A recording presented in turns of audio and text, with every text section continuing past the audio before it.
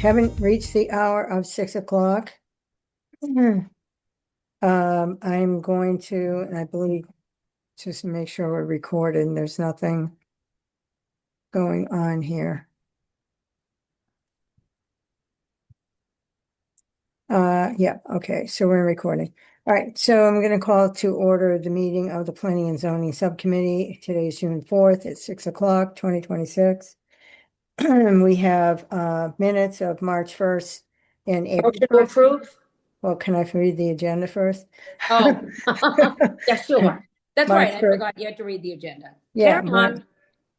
oh, wait a minute. So we have the minutes of draft minutes of March 18th and April 1st. So there's an incorrect notation in here. Followed by public participation, which will not include anything we're discussing tonight. And continued by the only reason we're meeting tonight really is old business J&Co Edmonds Road concept plan. Which the attorney Jeff Roloffs will be doing the presentation, and then I will solicit public comment, member reports and adjourn. And so on that note, I will ask for a motion to approve the minutes of. Motion to approve the minutes as Okay, presented? yep, and I will second that. So all those in favor? Janet? Yes. Yeah, Christine, yes, so approved. And on that note, I'm just gonna preclude what we're here tonight to allow the developer's attorney for Edmonds Road parcel that is a joint venture with J&Co and Robert Foley to present all the information that's has not been disseminated to the public. Little history on this project. I think the reason why this has gone off the rails from the get-go precipitated from the bad advice someone gave them to bring this in with 10 signatures on a petition to the city council years ago, and to use an attorney that wasn't all that successful, typically with planning board matters or getting things done. Further to advance a project that had, at that time, I think it was over 1,100 units, which no one was interested in entertaining. So then I'll go off to the MBTA zoning fiasco that the planning board brought in with the planning board member, former planning board member, that recommended that J&Co bring in 1,100 units back onto this site, which that failed miserably. So I think because the way this came across initially has created a lot of the negativity in the public. And I wish people, and I want people, this is a listening session to learn and to make informed decisions, because this community needs to do some planning. We have a very serious situation with the budget and with lack of revenue, lack of economic development. We have multiple studies that over the last 5 years have pointed to this parcel as being for multifamily housing. As probably all of you know, the state has been promoting that we increase our housing stock. And apparently, we do need more housing. We need senior housing. We need housing that's affordable for younger people to move into, for ownership. I think one of the problems with the presentation, the last time we brought this forward, just for the public edification, there's 357 units, but 200 of them are being promoted as rental. And I clearly let the developer know, as the subcommittee also, that we still would like a little bit of reduction in the unit count if possible, and to flip the numbers on the rental and to create more housing that's for purchase, that's affordable. And I know, value engineering, even with that, it's going to be difficult getting housing built that people can afford, but we got to do something to fix our revenue problem. We have to work on economic development. And as the former planning board chair and the planning board and the planning and zoning subcommittee chair, and I do planning where I work and work in development, our zoning's outdated. Our master land use plan has not been updated. It should have been updated in 2025. Market conditions, since all these reports have been made in 2020 and 2018 and 2019, have changed dramatically. But even then, they were pointing to multifamily housing on this particular site, because that really is the highest and best use. And I know no one wants to hear that, or like a lot of people might not want to hear that, but this is a parcel that should be developed for housing. having said that, if we don't take an opportunity to work with the developer as the public, as the residents, as the community members, we're going to lose the opportunity to create what we want on this property. If you leave it to chance, you may get something you really don't want. And what I really don't want is any kind of zoning exempt proposal or project, because we will not get tax revenue. We're not going to get anything out of it. We'll have no control. We'll have no say, absolutely no revenue out of it. And at least with this, they're proposing $1.8 million annually revenue after it's built out, if it's built out, depending on what the residents, after we solicit comments, and this isn't going to be the first time you're going to hear about this project, because certainly we're going to look at zoning tonight, but we're not making decisions on zoning. That would have to go through more review, and it would be more public input, more public comment.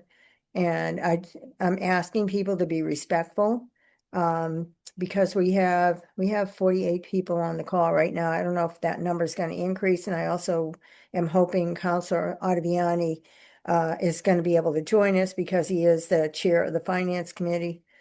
And they're holding their meeting because, again, we've had a problem with our budget shortfall and with our revenue sources. So we're trying to work that out. So something makes sense that the council can vote for, because right now it's not making sense for the council to vote for it. So having said that, please, I don't want repetitive comments. If somebody has said, I don't want this because I don't like it, please don't repeat that. If someone is going to make a comment, I don't want any personal attacks. No attacks on other people, no attacks on counselors. I will disconnect you if that happens. And try to keep your comments as brief and as pointed as possible. So having said that, I'm going to introduce the attorney. I've got him on the call for the project, Jeff Roloffs, who I've worked with over the last 20 years and has typically done a very good job at listening to the public and the planning board. And, although we beat him up quite a bit in the past, we can always do it again, to get what we want. So at least he's representing the applicants, or they're not even applicants at this point, this proposal to, try to do some planning and work with the community. The same as what we did to renovate, and I should say to redevelop the Knobscot Plaza. And lastly, I'll say that our open space residential development was adopted October 15, 2015, which I was the planning board chair at that time, and that is outdated, and it does not meet our current economic demands, just like most of our other zoning that has not been updated. Lastly, last comment, the state legislature currently is reviewing, you're not going to like this, they're reviewing site plan review to change it so it is dumbed down to the level of Dover Amendment. If that occurs, then we're not going to have any more say because of how we want projects built. So site plan review currently, even though it's not extensive, it's not a special permit, we still have discretionary ability to cite buildings and to tell applicants or proposed developers how we want buildings to look, and that will be eradicated if this passes the legislature. The other caveat in that particular piece of legislation is that it will give the mayor the power to do zoning, which doesn't make sense to me, because now you're blurring the lines between executive and legislative powers. So I'm not sure how that's all going to work out, but I just wanted people to be aware there's a lot going on in the state, and working in affordable housing in my day job, I can tell you that the reason they're doing this is when they get all this negativity and people are refusing to work with developers or try to come up with solutions, they're just going to continue to take away all our rights. They've already been doing it with the ADU. It started with that, then it went to MBTA zoning. It's got small house zoning. Now they're working on site plan, and they took away our local rights with the specialized energy code. And then they also took away the homeowners' rights on that specialized energy code. So I tried to argue against that, but the council, in its infinite wisdom, adopted it anyhow. So this is the direction that EOHLC is going in, and it's not going to stop. It's just increasing. I'm in touch with them daily, so I'm concerned. I was one of the biggest people opposed to this whole idea of this project from the get-go because I was approached initially and no, I did not recommend them to get a petition with 10 signatures. Somebody else that was a counselor did, and that was very bad advice. So I think I've covered most of the history on this, unless anybody else has anything that's a counselor. But other than that, I'm going to turn it over to you, Jeff. So take it away.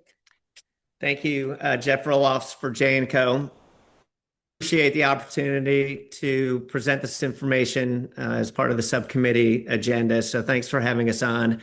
Council Long, thanks for all the hours that you've spent helping us to sort of move discussions forward, communications with the residents, small group meetings, larger meetings. You've put a lot of time into just facilitating communication here, and we appreciate all those efforts. And just quickly, I want to also thank Councilor Feeney, who over the past several months has taken the time to meet with us. She's communicated a lot of concerns from the residents. We've gotten feedback from her, some really good input. She took the time to participate in the group meeting that we had with the direct abutters to the property a few weeks ago. Obviously, we don't all see eye to eye on everything, but the communication channels have been productive, and we appreciate that. Thank you. For tonight, or since the subcommittee's last meeting, I'm not going to assume that everyone on this call or participating here was at the meeting in February when we presented the previous concept to the subcommittee, but we were here in February. Since then, we've had a lot of meetings with city officials, with residents. As I mentioned, we had a meeting with the direct abutters to the property, and we're really trying to just get the facts out there. It was also clear to us in February that people had a lot of questions that we hadn't drilled down to some of the details sufficiently to answer. So we've done that now. So since that meeting, we've adjusted the development concept. We've pinned down unit types, a configuration that we could then use as a basis for evaluating the fiscal impacts, traffic impacts, and infrastructure impacts. Last week, I submitted, as in anticipation of this meeting, a traffic study done by VHB. That consultant is here tonight, and we'll go over that study quickly. We submitted a fiscal impact analysis by RKG. Kyle Talente is here this evening to go through that. We submitted an infrastructure memo also by VHB. Nick Scully, the civil engineer, is here to talk to that real quick. We also submitted the slides that we had presented recently related to the current concept. And those provide images of the architecture, the conceptual architecture, and a lot of the points that I'm going to walk through this evening. But they're available. I just wanted to point it out for people who are looking for clear facts or have questions about the project. If you go to tonight's agenda for this meeting, you can access all of these documents, and that's part of why we submitted them. So we've got the studies I mentioned. We've got a development concept overview, a 2-page summary of the concept. We've submitted draft zoning provisions, so you can see what it is that we're presenting in terms of a zoning framework that ties into the concept.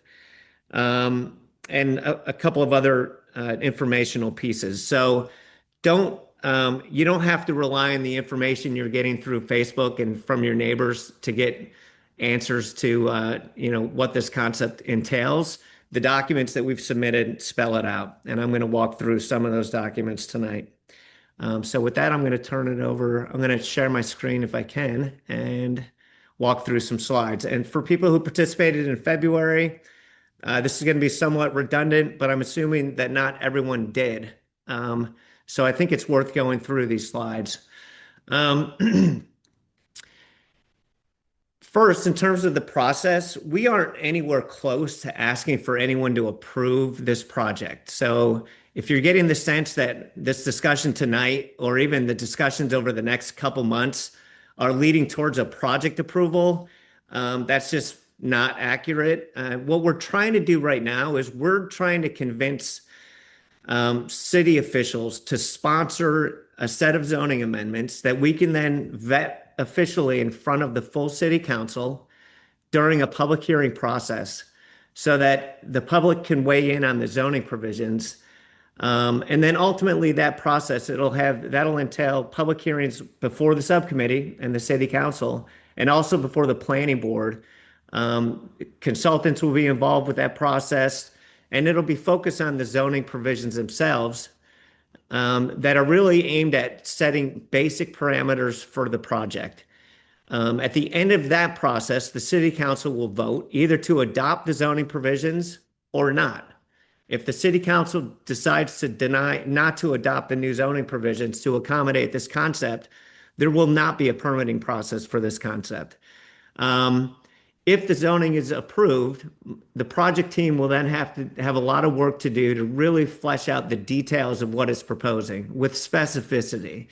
That will initiate a permit process with the special permit granting authority, however that is defined in the zoning. That's a public hearing process. There'll be consultants for the applicant's team, peer review consultants for the board. It's expected to be a lengthy process, comprehensive evaluation of project details, impacts, etc., leading, we hope, to a special permit. The process that we're proposing is nothing like the MBTA Communities Act site plan review process that was being contemplated a couple years ago. And I should mention that J&Co wasn't taking the lead on that. We were involved in that process because the city was proposing this area for one of the overlay zones for the MBTA Communities Act. We weren't the ones pressing or taking the lead on that. What we're presenting or proposing now is much, much different in concept and also just from the regulatory front as compared to that. We are proposing a special permit process, like I mentioned, and the standards there are difficult to meet, and it's a significant review process. Just to get the lay of the land here, you can see the Knobscott Village District here, Edmonds Road, Edgell Road, and the area that we're talking about for this residential housing zoning district that we're proposing. You can see that we've drawn it to just match up with the sideline of the B4 district. The parcels are presented here.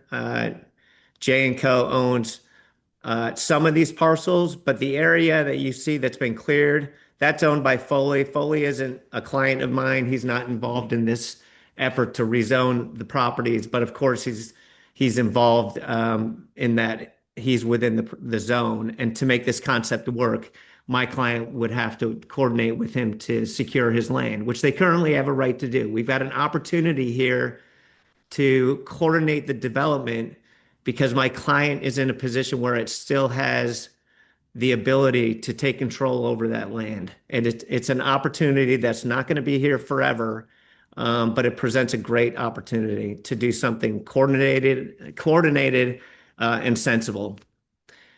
Current development concept stems from a lot of outreach that we've had over the last few years. We've heard a lot of concerns from the neighbors, and they're still floating around, even related to the current concept.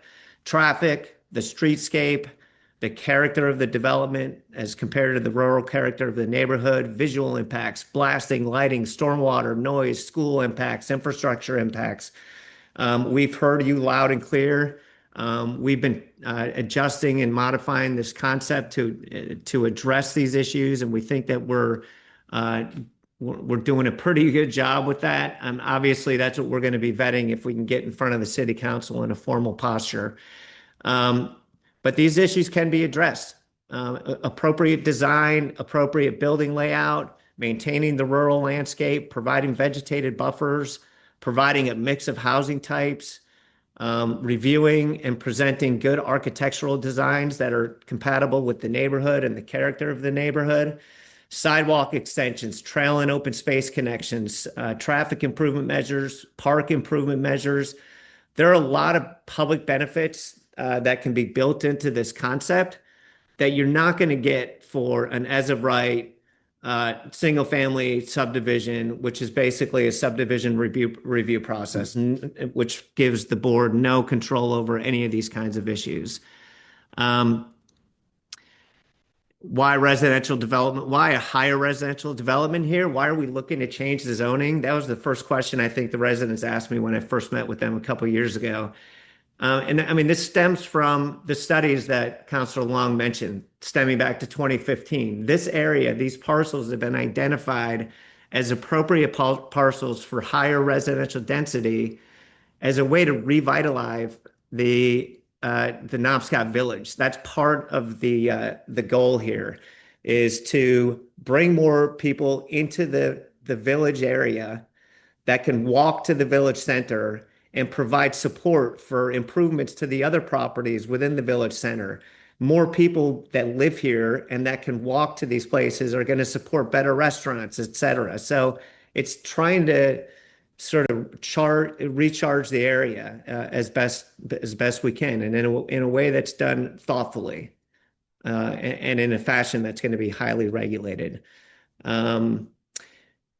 Strategies for addressing each of these concerns. These are the kind of things that we've been thinking about, right? So traffic is tied to the number of units. Age restrictions matter because age restricted units don't have as much traffic. Thoughtfully located site access drives with appropriate sight lines and other mitigation measures. Preserving the rural streetscape involves, limiting the types of buildings that you can put along Edmonds and Edgell, as we're proposing. Smart building locations and configuration, good architectural designs. The concern of changing the neighborhood character, again, we can address that by buildings that are configured right, designed right, located right, properly screened with vegetation, attempting to minimize the visibility of the buildings from offsite locations. Visual impacts, vegetated buffers, landscaping, building height limits, again, thoughtful configuration of the buildings and the building styles, all of these things being addressed in the zoning that we're proposing. Blasting concerns, we've proposed increased blasting protocol, informational requirements that can all be addressed during permitting. Lighting and noise issues can be addressed. Stormwater, school impacts on infrastructure. All of these things can be managed. And we're proposing a special permit process that'll enable the board and the city to regulate all of these issues so that they are properly managed before anything starts out here. The current concept, we've reduced the unit count to 357 units. This concept provides, you can see, I'm sorry, just to get you oriented, because some of the plans are flipped in a different orientation. So on this plan, Edmonds Road is at the top, the village center in the corner, Edgell, north-south here on the right, Lavoli back here to the left. So this concept depicts a number of different housing types, age-restricted multifamily units in the middle, with a 13% affordable unit count, consistent with the inclusionary zoning that the city has. We're proposing perimeter areas be limited in the types of buildings that can be proposed there. So you'll see in the zoning provisions that you can only do townhouses in these areas along the perimeter of the project. So these multifamily buildings that we're showing in the middle area to prevent the visual impact associated with them could not be slid over to these areas over here, for example. So we're proposing significant vegetated buffers, increased setbacks, rural streetscape requirements on both roadways, access on both roadways to distribute the traffic associated with these units more, significant protection of open space, significantly more than what you would get under any traditional subdivision approach. And then what's not shown here are topics we just discussed before, and I think we can do a better job of illustrating these improvements. But sidewalk extensions, trail connections, you've got the aqueduct and other trails that are coming into this area. You've got trails in the park. And through this project, we can enable better connections to those resources for not only the residents of this development, but the Knobscott neighborhood.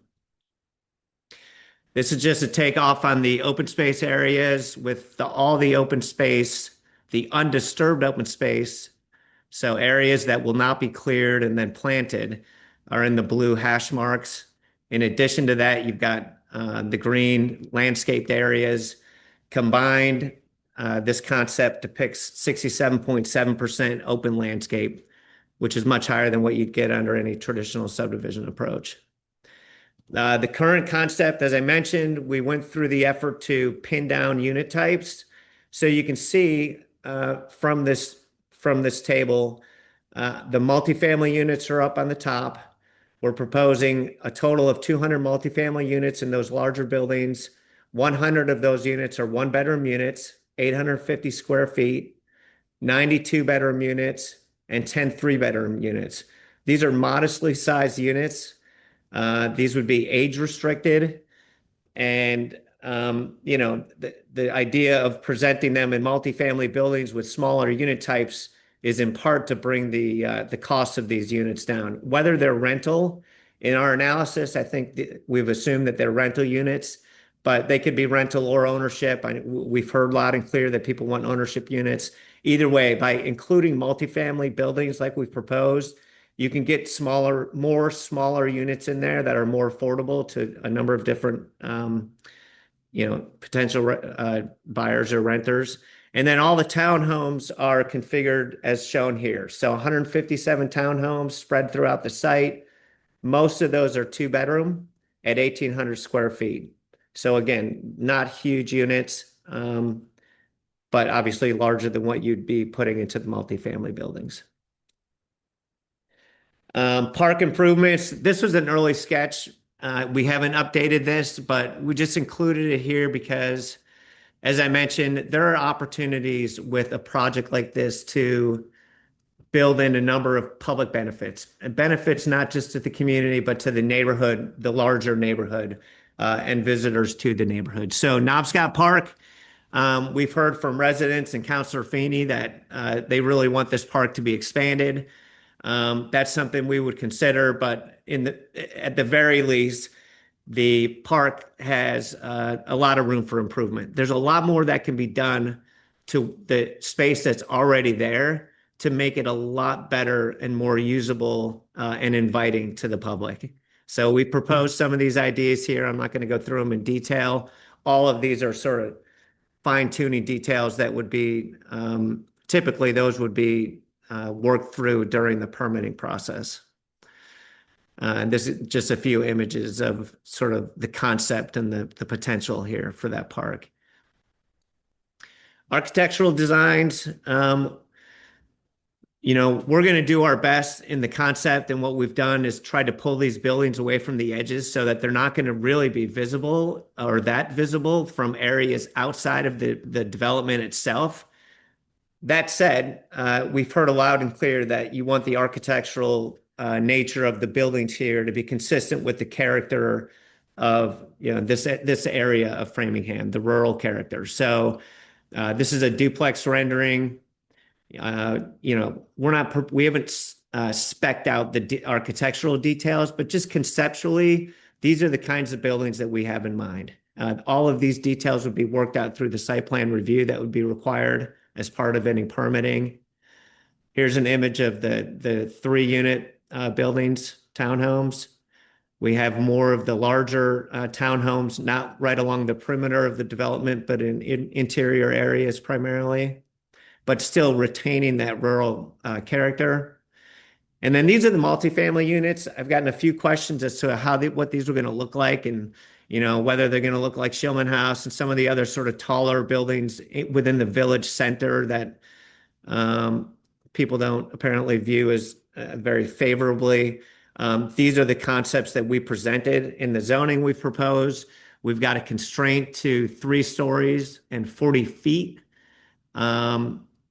With the special permit granting authority having some flexibility to allow a 10-foot increase if doing that allows for a better roof design, which makes it more appealing aesthetically overall. But not tall. We're not looking at 5 or 6 story multifamily buildings. We've prepared some cross sections. Obviously, we can prepare more, but what we tried to show through the cross sections, and by the way, these slides you can access through the subcommittee's agenda, so you can digest these details on your own time. But these cross sections are intended to show the value of the vegetated buffers that we're proposing, and also to show, at least from ground level, and we've heard from residents that they want a similar viewpoint if they were up in their second story areas. That's fine. We can prepare those if we get into this. But the point, though, is that given the elevation changes and the fact that we're going to be locating the townhomes along the perimeter of the property, the visibility to these structures is going to be obscured. It's in most places you probably won't even see the structures from these different locations. So you can see from these images in the top right corner where the cross section is as compared to the plan in the neighborhood. I'll just flip through a few of these. This cross section, as you can see here, runs from a Livoli property through the entire site over to the multifamily buildings. So you can see that. Here's Livoli on the left, 20 Livoli, vegetated buffer, additional vegetative screening to be planted. And that's because we understand that the understory here is, in some places, may not be very robust. So we could supplement it with plantings within the development area to provide a more meaningful screen to prevent views to the buildings. But those townhomes are also going to block views to the multifamily buildings. So on this image of a person standing in the backyard, they're going to be looking through all of this to the townhome, and then they won't be able to see, given the topography out here, it won't even be possible for them to see these multifamily buildings. That may not be true in all of these locations, but the point is it's not going to be like what you're seeing in the Knobscot Village Center, where you're walking along the sidewalk and you're looking up at these huge buildings. These multifamily buildings are not going to present like that, given the way the topography works, given the distance to the buildings, and the way that we've proposed to situate them. Just more cross sections here. You can see the topography from these different locations. Again, the general point is that I think the views to these buildings isn't going to be how many people have been sort of perceiving them, at least for this concept. And it's partly because this concept proposes a significant buffer between the proposed buildings and the existing buildings. So here's a different perspective. This is coming through. It's really coming through Dan Varley's property up to the project. And you can see that there's, obviously it's much closer, but the topography is still going to present, the topography itself is going to present some screening, and then the preserved trees and additional vegetation, we think is going to enable some meaningful screening there to address the issues that whoever owns that residential property might have. And just we continue through to some of the street level images, which I think are less important. And here's another one from the corner property on Livoli all the way back through to the multifamily houses. And again, same thing. We just think that the vegetated buffer is meaningful. And I'll just point out that buffer is part of this concept. It could be locked down through a special permit. Any subdivision proposal for this property, even though it would involve fewer units, there are no restrictions or requirements to maintain a vegetated buffer. In a traditional subdivision, a roadway could be brought in here. The houses have to be 30 feet off the property line, and then they can clear and put their lawn right up to the property line, as a lot of people do. I'm not saying that as a threat. It's just I wanted to highlight the value of the buffer zone as we're presenting it in this concept. Impact assessment, you're going to hear more about that, so I'll run through this quickly. Just basically, I'll leave it to Kyle to get into this, but in his assessment tied into this development, the city stands to gain 1.8 million per year annually, and this doesn't even account for the hundreds of thousands, if not more, of building permit and like upfront costs or payments associated with the water and sewer connections. Student generation is not going to be an issue here. Maybe Kyle can speak to that. Utilities, VHB has investigated the utilities out here. We really have no concerns with respect to the infrastructure. If upon further review, there are upgrades or improvements that are needed to accommodate this development, those are improvements that my client would have to cover and pay for in order to use the infrastructure that's out there. No wetlands out here, and stormwater obviously is going to have to be managed properly, which is very doable. Traffic studies, you'll hear from Rob Najee on that in a little bit. Basically, as I mentioned when we met with the abutters, and I know most residents won't believe this, but generally speaking, for the many years that I've been doing this, the perception of traffic associated with these types of residential developments is always way worse than the actual result. And maybe you saw that in the recent project down at the Village Center, the Knobscott Plaza project.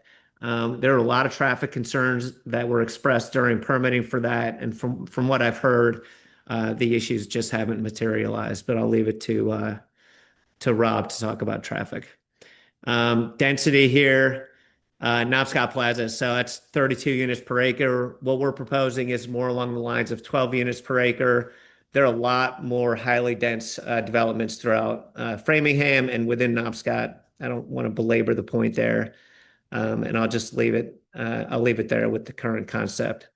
I was tempted. I'll just point out that we did include in what we submitted, as I mentioned at the beginning, a draft set of zoning provisions. I'm not going to spend the time to walk through those, but basically speaking, what you'll see if you do walk through those is that we've really tried to set up a comprehensive review process. We've established parameters, minimum setbacks that are much larger than what exists under current zoning, requirements that limit the types of buildings that can be proposed in these areas of the site. These zoning requirements will run and be in place even if J&Co were to sell this property as soon as the zoning was adopted. I know some residents were concerned that, well, what happens if we adopt the zoning and then J&Co sells this land to a new developer? The zoning is what it is. That's why we're trying to build into the zoning all these protections.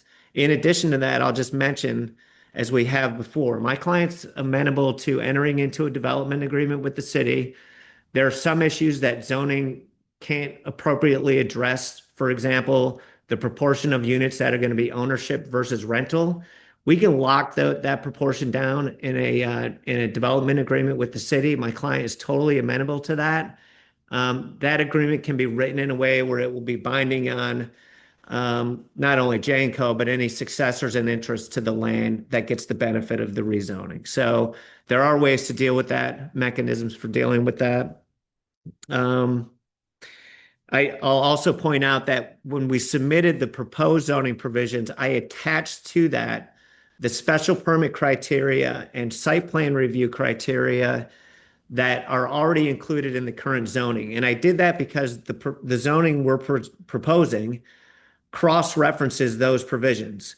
And those provisions are really important for you to read, because what you'll see in those criteria is that the special permit criteria are very difficult to meet, and they're included in the zoning in a way that gives the special permit granting authority, the board that will be issuing any permit for this project, the discretion to deny a project if it doesn't meet those criteria. So if a completely different project is presented and it has impacts to the neighborhood that are unacceptable, or that deviate from the intent of the zoning that we're presenting now, the special permit granting authority would have the right to deny that project. So it's worth, if you're going to spend the time to read the zoning, to also read the special permit criteria that are cross-referenced in the zoning, because those are there to give you, residents, and the city, the protection that a lot of you are looking for. So we're not looking to end run those requirements. We're putting them right at the center of the zoning that we're proposing. I'm going to turn it over to the consultants, but I just want to, the last procedural point I'll make before I do that is we really do have an opportunity right now. I mean, I've been involved with this project for 2 years. My client has spent hundreds of thousands of dollars on studies and concepts and meetings and legal work. really just as an outreach effort. And a lot of these things aren't typically done before you even have zoning in place. So we've done it here because we're trying to move something forward. We think we do think this benefits the neighborhood. It benefits the city. I know at the last meeting in February, one of the residents was like, "What's in it for us?" There's a lot of benefits we think that run to the neighborhood and the city by a project like this, and it's an opportunity that's here right now, given the control that Janco has over this 28 to 30 acre area. And it may not be there forever. We don't control Foley. Foley's out, as everyone knows, marketing his properties for different uses. And he's got the right to terminate, as I understand it, to terminate the agreement that Janco has with him. We want to get some traction on this zoning process as soon as possible. We really want to get this process into a public forum so that the full city council can start to vet it. If we get it to the city council, it's going to be referred right back to this subcommittee and to the planning board for public hearings and public input. We think the time is ripe for that, and we want to get that going and not lose this opportunity. So with that, I'm going to turn it over to Kyle Talente from RKG to discuss his fiscal impact analysis. Thank you. Right, I'll just say, welcome, Kyle. It's been a while. So just for public edification, I had a lot of issues with Kyle's report way back when, because this property was scoped out for multifamily housing at that time, and that's been almost 10 years now, right? So It's maybe been a not minute. 10 years. It's been a while, but the market certainly has changed, the economy's changed, and we really are in a fiscal crisis here. So I think economic development should be our focus and how best we can serve the community. I will say one other thing, that there's no commercial component to any of this zoning, because I know as one counselor, I would not sign on to anything commercial on that property, because I think that's where all the traffic would be generated. And last comment, as the person who lives right across the street from 770 Water Street project, no traffic ever comes out of there. It's typical. When I came home today, cars lined up. It's always the school that generates most of that traffic. The school, firehouse on occasion, CVS, but basically it's a pass through for north, south, east, west, and that's where all this traffic's generated from. So on that, Kyle, take it away. Well, thank you, Council Member Long. Thank you, Jeff. Good evening, everybody. My name is Kyle Talente. I'm the president of RKG Associates. I'm going to walk you through our analysis. I'm going to try and be brief to the best that I can. Christine, I'm sure you remember that's not always easy for me to do. But I want to talk a little bit about what a fiscal impact analysis is, just so everybody understands. I'm not going to be reading all the words on the screen. The real takeaway that I want to emphasize from this particular slide is the approach that we take. And a fiscal impact analysis is usually done looking at what's called the incremental cost approach. And so there are costs that the city incurs that they're going to incur whether development happens or not, and those are called fixed costs. And there are costs that the city is going to incur because new development occurs, and that is what this analysis focuses on. So an easy example is within your schools. If new students are created within a development, they're going to go into the classrooms, and that's going to require potentially additional teachers. The teachers are an incremental cost, because the more students we add to the schools, the more teachers we're going to need to be able to educate those children. On the flip side of the coin, a fixed cost is the superintendent. Whether you have 1,000 kids in the school or 5,000 kids in the school, you need a superintendent of schools. And so that cost is going to be there with or without the new development. And so that costs aren't really considered through these types of analyses. But I just should be forward and up front to everybody to understand, when we start showing you what some of those costs are going to be, we're focusing on those costs that are created through the new development. The other part that I will focus in on is that we're also looking at locally incurred revenues and locally incurred costs. So I'm not looking at state income tax revenues. I'm not looking at pass-throughs that the state provides resources to the city, and then the city goes and spend them on those items, because one, we're trying to understand how this is going to impact the city of Framingham and the community and the residents of Framingham. This next slide, really what I want to focus on here is we have done quite a diligent effort to make sure that all the analysis is based on Framingham specific information, looking at Framingham values, Framingham student generation, Framingham costs, Framingham revenues. This is all information that we were able to collect from the city and for the city, so that the results that we showed you, that Jeff kind of already stole my thunder a little bit by showing the end slide, but that is reflective of what's actually going on within the city of Framingham. The outputs are quite simple. We're looking at the incremental impact, like I told you, from the new construction, and the way it's going to be presented to you, as Jeff showed you a little bit earlier, is on a per unit basis. You can understand the difference between ownership and rental, and how those two different typologies impact the community. What I wanted to stress here is we're also looking at it based on what the impact of a new construction project is. And so this is just kind of showing you that older housing stock in Framingham has a different value than newer construction. Newer construction units tend to be on the higher end. There's what we call a premium in those units, because the market is building towards the ability to generate the greatest return, and frankly has to, because of the impact of the cost of land. And so our model looks at not just the average across the entire city, but we're focusing in on the impacts of what new construction does. And this is both on the revenue and on the expenditure side. And this slide just kind of shows you what our analysis, looking at it of the city's property tax information, yielded to us in terms of what values are for new construction projects. I know that student generation is always a big concern when we're looking at fiscal impact analysis. That is not unique to the city of Framingham. So I'm just going to take a moment to kind of go through the approach that we take to doing our analyses. And really the focus here is trying to understand what a newly developed unit in the city of Framingham is going to do to the schools. Back in 2021, Christine mentioned, we've had a relationship with the city for a while. We were able to collect information from the city of Framingham to look at this information of newly constructed both rental and ownership units within the city, and then how many students did that generate that had enrolled in Framingham Public Schools. And so what we did was we collected information at that time and looked at all the projects that had been delivered in the 5 years up to that time, and collected what the total number of units were through the property assessment information. And then this Framingham Public Schools provided us with the student enrollment for those communities.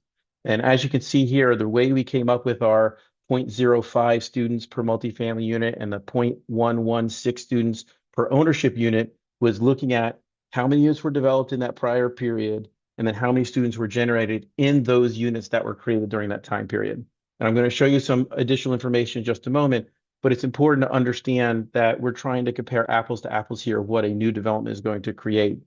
At the bottom of the screen, you can see that looking at the total number of housing units in the city divided by the, at the time, total number of students in the city, generated a rate of about 0.29, or about 1 student for every 3 housing units within Framingham had a student that were enrolled in public schools. So substantially higher. The older housing stock also tends to be less expensive. There's often a correlation between that, but we're looking at, once again, we want to be very upfront. Our analysis is of what is the impact of a newly constructed unit would be. So what did the model reveal? So like I mentioned, we looked at both revenues, what this new development is going to create for the city, but also the cost that it's going to incur. What you're looking at on the right side of the screen is just the different budget line items within the city's budget that we looked at and had to analyze to understand what the fiscal impact was, the incremental fiscal impact was for new residential development in the city. From the school side, we looked at, you can see here at the time we did our analysis, it was about $16,600 per student, but a lot of that was pass-through money coming from the state and the feds. So we focused in on that 8,176, which is the cost of educating per student in Framingham that comes from the Framingham revenues. When we applied those student generation rates that I talked to you about earlier from the ownership and rental, I mentioned the incremental impact. About 84% of costs for schools we analyzed were actually stuff that goes up, which is a fairly high percentage of it. Only about 16% are costs that would remain fixed with or without new students created. And that generates the net cost, marginal cost of students on the Framingham Public Schools on a per unit basis. So because we're only generating from the rental side about 1 student for every 20 units. Well, you divide and you multiply that by 0.84, you divide that 8,176 by 20, apply the 0.84, and that's how you get to these numbers. So looking at the average creation of students in Framingham based on new construction, these were the dollar amounts that came out of the back end of it. There's a whole analysis that we have, but this is kind of the punchline information, which is looking at for the single family, which is different than townhomes, which is different than rental homes. We looked at what is the revenue creation, which is on the top, which you can see it changes based on the size and the value of the unit. And then what are the expenditures created, the government, administrative, fire, police, and related, the Framingham Public Schools that I just showed you. And then this line here kind of shows you the net fiscal impact per unit for the city. So on average, a single family home, new construction single family home would generate about $8,000, give or take, a townhome about $6,300, and a rental home about $4,100. The data down here is just showing you the yield that would create on a per acre basis, because you're not getting as many single family homes on an acre of land as you are a multifamily unit. And so that's really not terribly important, but we just kind of wanted to show that the cumulative impact of different housing typologies based on how much land they consume on a per unit basis. So what does all this mean? Jeff already presented to you. We ran this scenario through our model, looking at the age-restricted multifamily, 1, 2, and 3 bedrooms, the townhomes, 2 and 3 bedrooms. We ran that through our model. And Jeff already showed you this slide as well, which is what did that yield in terms of the net fiscal impact to the city of Framingham. And at the end of the day, based on the analysis and the assumptions we have, it's about $1.8 million on an annual basis. I wanted to show you this slide because I know there's always concerns. Well, what if this development doesn't yield the same student generation as other projects? And so we wanted to kind of show you a sensitivity analysis so that just in case our numbers aren't accurate, what that would mean in terms of yield. And so you're looking at it, our estimate is the one on the top, and then we adjusted it, we doubled it, we tripled it, we quadrupled it, we ran it through the overall average for the city as a whole, that 0.291 that I mentioned earlier. And as you can see, even if we are off, and we are substantially off in terms of student generations for these projects, the net fiscal impact remains positive for the city of Framingham. And I threw this last one in here just to show you how substantial it is. Even if we're off by a multiple of 10, it still generates a net positive fiscal impact analysis of the city. I appreciate and understand the concern people have. And that's the reason why I like doing a slide like this, because it ensures that, like, even if our numbers aren't accurate, here's what it would be if these numbers change based on these different assumptions. So with that, I'm going to turn it back over to Jeff. So And Kyle, I thank you think for your someone time. has a Yes. question. Hold on. I think Oh, we have a okay. question for you. All right, let me, So- I'll share my screen back again. I apologize about that. So anyway, I'm going to allow Donna to ask a question. Hold on. All right, Donna.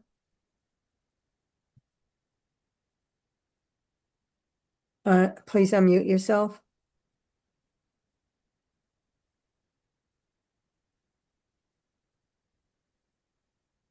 Donna, can you hear me?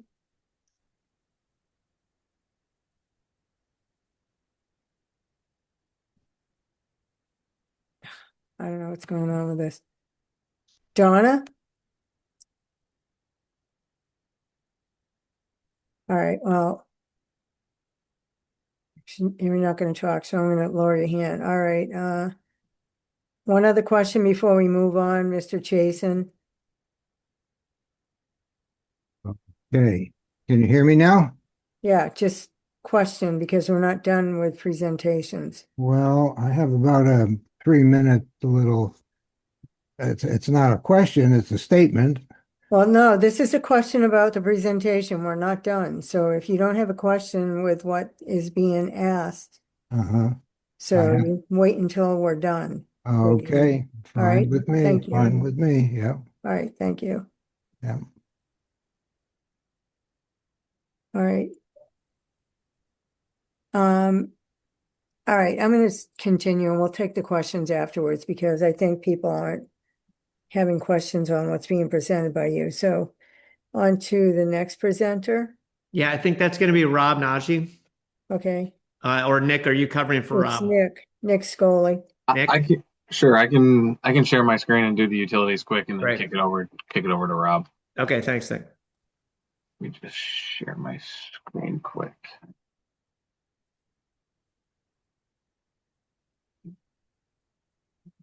So I know Jeff touched on this briefly, but we looked at the utilities from high level. Again, Nick Scully from VHB, Senior Project Manager in the Land Development Group. We reached out to the engineering department and based on the existing additions, looked at the existing utilities in the area. Based on the concept that Jeff had presented, there is sort of adequate capacity for all of the utilities. I just wanted to talk through sort of the three main ones that come up from a municipality owned standpoint: the water, the sewer, and the drainage. So there is an 8-inch main from a water standpoint in both Edmonds and Edgell. This development or this concept that's shown now would actually loop that water line, which helps with flow in the long run. If you get, Jeff had mentioned for sort of single developments that may not loop all the way through, you get long dead end runs, which sort of stagnate that line. So there's plenty of capacity based on this sort of lower residential use, and it's also creating a loop between those two roads, which will help that system in general. From a sewer standpoint, again, there's an 8-inch main in both of those streets. We looked at the existing capacities and sort of what this development, based on bedroom count, would yield. So if all of the development went to one of the streets or the other, it's about 7% capacity of one of those lines.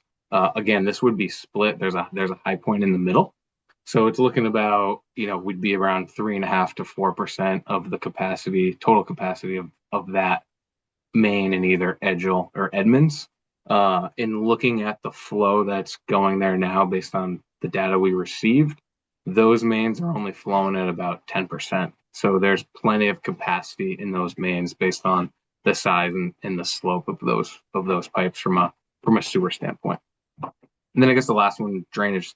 Jeff had mentioned there's no wetlands on the site, so there would be no notice of intent process or dealing with the Conservation Commission.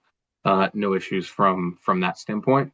There is Framingham's has their wetlands regulations in the bylaw, and whatever project we come forward with as part of that permit process, we would need to meet the regulations at that time. So water quality, as well as peak rates and volumes, we would need to demonstrate that we were meeting or improving the existing condition.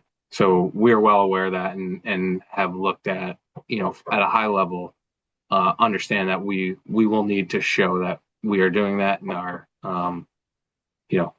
more than capable of showing that at that point when we come with whatever development's gonna come at that time. So I think that's it from the utility standpoint. I guess I'll pause there, and if there's no questions, can kick it to Rob. Just make a note that Council Ottaviani has just been able to join us at 6:59.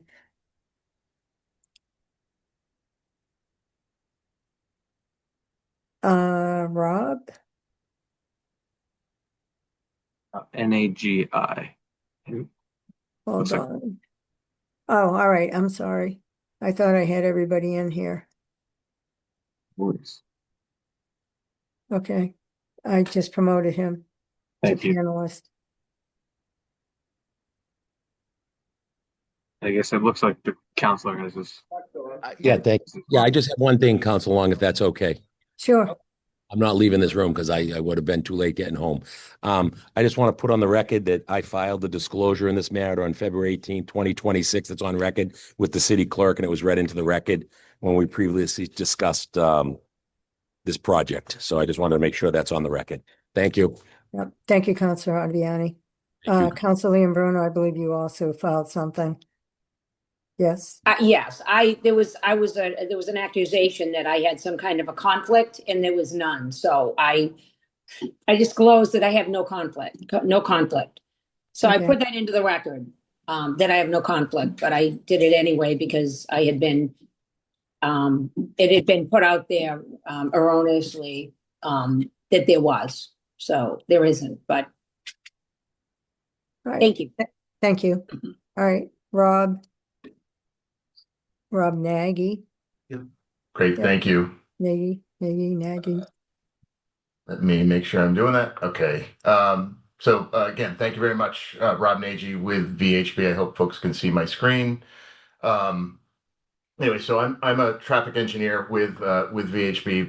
Been evaluating these types of projects for quite some time now, and certainly want to get into a discussion about the impacts of the project. I recognize that transportation is a concern and a question of a lot of folks when they hear this. I think Jeff stole a little bit of my thunder and sort of previewing that residential projects, particularly ones that have an age restriction component to it, tend to generate a little less traffic than I think people fear in the most part, and that's backed up with a lot of research, both nationally as well as locally, and the information I'm going to present to you here tonight is based on that information. The finding of our preliminary transportation study for this project really does find that the existing infrastructure around the project can support the project with an appropriate level of mitigation and planning. I don't want to suggest that it's just going to go in there and there's not going to be anything else done on the surrounding roadways. There is some work that would make, we want to make sure is contemplated and connected with the city and walk through with it. But from a high level perspective, the 357 units that are being discussed here would, on average, generate anywhere between 115 and 132 peak hour trips along the local roadway networks. That's, again, based on sort of industry standards and some research that has been done at these types of projects, both throughout New England and nationally as well. What we have found is the age restriction does tend to lower those numbers a little bit. Because a lot of folks, while not retired if it's over 55 housing, there are some components of folks who don't tend to work as much, and the numbers during those morning and evening peak periods tend to be a little reduced beyond that. The project would make sure that each driveway location is able to support support the project, the safe turning movements in and out, make sure sight lines work on both of those, and that would all be part of the site plan package that would be submitted to the city if the city so seems to decides to move forward with the rezoning efforts. We want to make sure that parking for the site is designed appropriately, that there's not too much parking, which would tend to lead to an infiltration of additional vehicle trips coming to and from the site. We also don't want to make it so small that it sort of hinders the ability to market the project. So there's a nice little balance that needs to be made in that perspective. It also helps minimize the impervious surface and some of the water impacts that Nick had talked about. And then ultimately, the roadway and the intersection of Edmonds, Edgell, and Water Street is set up now with the now not so recent, but recent improvements that have happened out there to be able to handle the traffic impacts from this project. But there are opportunities out there, we believe, to sort of work with the signal a little bit to improve the operations there a little bit further, and that would be something that would be a follow-on study once the unit started generating a little bit of traffic out there. There's absolutely a focus on pedestrian, bicycle, and other elements, transit elements, working with the MW RTA to maybe identify opportunities to reduce traffic impacts from that as well. Jeff showed you this plan earlier, but as far as locating the two site access points, there would be one on Edmonds Road, one on Edgell. And again, we want to make sure that those two driveways were designed appropriately and in concert with the neighboring roadway network to make sure that they weren't too big and also weren't too small, but the sight lines did work with them. From our perspective, we want to make sure that the townhomes and the age-restricted parking numbers worked. We see here that I think the zoning, it's actually identified there in the proposed zoning that the townhomes would have a minimum of 2 spaces per unit, and the age-restricted ones would have a minimum of 1 space per unit. As we look at traffic in the area, we want to also consider safety. So one of the things we looked at was the specific crash rates along the surrounding roadways. We did look at the Edgell-Edmonds Water Street intersection specifically. There's been 38 crashes over the last 5 years reported there, and there's been a definite downward trend of those crashes at that location specifically since the improvements have been put in place. There were no reported bike or ped incidents associated with vehicles at that location as well, which we think is important in making sure that that's also considered there. Back in March this year, we went out and we collected traffic data out there, which showed that Edgell Road carries about almost 14,000 cars a day in a two-way direction over the 24-hour period, and Edmonds carries about 4,200 cars a day during that period. I mentioned earlier, we talked about ITE traffic generation. Again, that's the industry standard for evaluating these types of projects and understanding what the likely projected traffic impacts of them are. And then we looked at what's happening out there today, and we overlaid the traffic impacts as well as some future traffic growth on the area roadways unrelated to this project to assess how traffic operations at both the driveways and the signalized intersection would be able to handle the project impacts associated with this. Here's a relatively basic understanding of how the traffic would come and go from the site. And as you start to look at each of the driveways on Edmonds Road, you see these are peak hour numbers. So we look as traffic engineers, we evaluate the peak periods, the morning and evening, recognizing that the rest of the day, the numbers typically on roadways are a lot less than what happens during those morning and evening rush hours. And then during our project here in the morning, not in the parentheses, the morning numbers are shown there, how much traffic would be coming in and out of each of these projects and which direction. So Edmonds Road, during the morning, you'd see about 35 cars leaving the site during that period of time, about 13 cars entering the site via that driveway. And that assumes a certain distribution of traffic along the roadways, meaning that Edgell to the north, generally see about 7% of the total site traffic coming and going from here.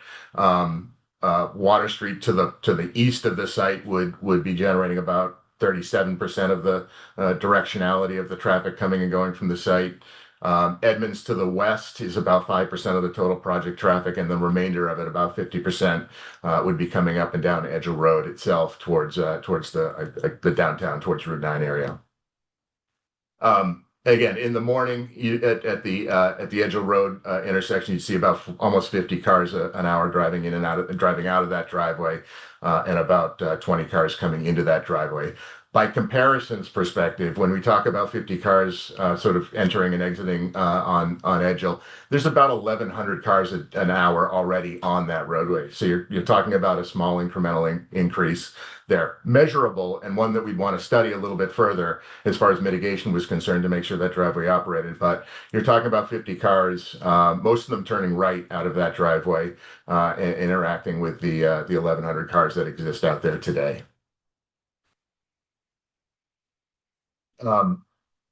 As we start to, and Jeff did mention in the meeting notes for this project, there is the full traffic impact evaluation there. So if anybody wanted to go and click on that and look a little deeper into the numbers that we provided, it's all there and it's available for folks.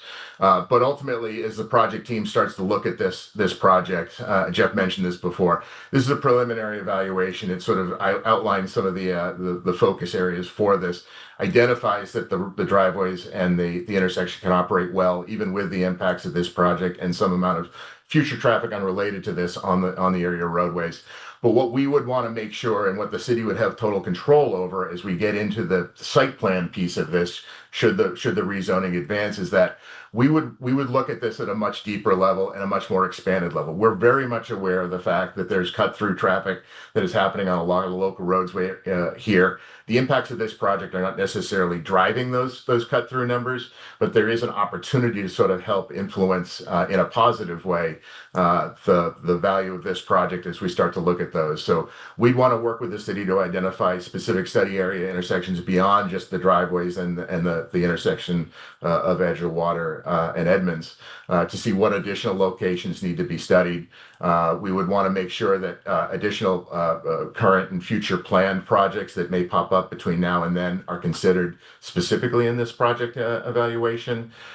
We refine and look at as the number of units, whether they're rental or whether they're for sale units, ultimately are identified. That does have a minor, although impactful change on traffic generation as well. We want to make sure that those are considered and how the traffic is distributed on the roadway.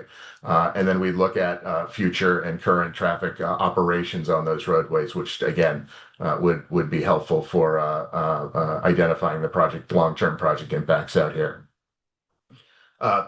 Again, we'd ultimately focus on developing a series of recommendations that would focus on the access needs, which we feel are very comfortably addressed. The roadway, any additional roadway intersection upgrades that would need to take place out here, and then identifying specifically what transit, bike, and pedestrian connections would be beneficial both for this project as well as the community adjacent to us to make sure that we're meeting not just the needs of this project, but those beyond it. So high level, but that's the evaluation there. Certainly can answer questions as they pop up through this process. Okay, I actually, Jeff, is that everybody?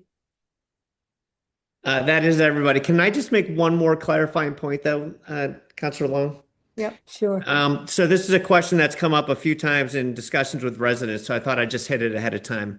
One of the benefits of a development concept like this, when I talk about a coordinated development versus a traditional subdivision where in the traditional subdivision world, somebody would come in, put in their subdivision roads, carve the lots off of those roads, and then sell off the lots. Each homeowner, like all these other residences in the area, each homeowner would be responsible for the maintenance of their lot, or if they're renting the property, the renter might be responsible. In this concept, where you're proposing a special permit regulated project, and condominium associations and an age-restricted operation, all of the maintenance of these properties would be done by a professional management company, hired and contracted out by the homeowners association or the condominium association or the age-restricted operation management. And I just wanted to mention that because that's a huge benefit, I think, to the neighbors and the community. There are going to be points of contact if there are any issues within this development that are causing problems for Knobscott residents or, along the street or whatever. There's a point of contact. There's professional property management dealing with the properties. Everybody wants, I guess I just wanted to highlight that because, the individual lots along Edmonds right now, for example, we've heard complaints about how they're being maintained. Well, that's not a reflection of what's going to happen with this development. Completely different context when you've got it professionally managed. So I just wanted to point that out. And that's the end of our presentation. Thank you. Thanks, Jeff. And by the way, that is very typical in these clustered type developments. We've always, as a former planning board member and chair, they've all been HMO, homeowners associations, HOAs. Sorry, Yep. It's been a long day. Yeah. And we were just discussing this a couple of days ago on another project that also will be a HOA. So I'm going to take some questions from the public for the consultants, I'm guessing, or maybe the attorney. So let's go to Tony, iPad. I'm going to ask you to unmute.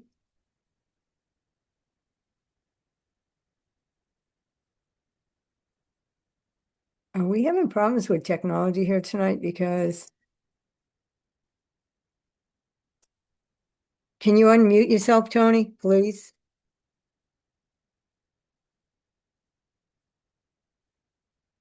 You can speak. I'm waiting.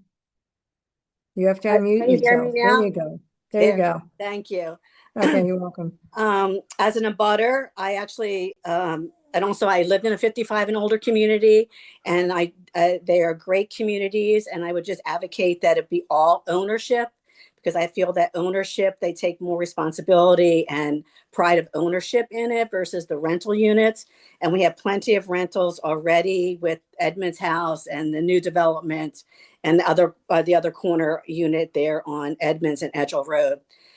The only other condition I would ask is if they could, when they do the traffic study, is they actually do it uh, on Edmonds Road before Gennardi, because many people from 7 to 9 and 4 to 6 turn through Gennardi, cut down Livoli. And this morning at 8:30, when I was there, I went down and I actually was back to Schulman's house and waited 4 lights before I even hit the light. So even with 100 extra during rush hour, that means cars will be then backed up further and probably forcing them to cut through Gennardi down Livoli. I just want that considered. I mean, it might happen, it might not, but I think when they do the revised traffic study, they should consider the count from before Gennardi so that they can get a true count of the cars that are actually coming down Edmonds. Because during that hour in the morning, I would think 50, 60 cars come down Livoli Road. And that's all I have to say. It was a great presentation. I appreciate everything that you're all doing. Thank you so much. Okay.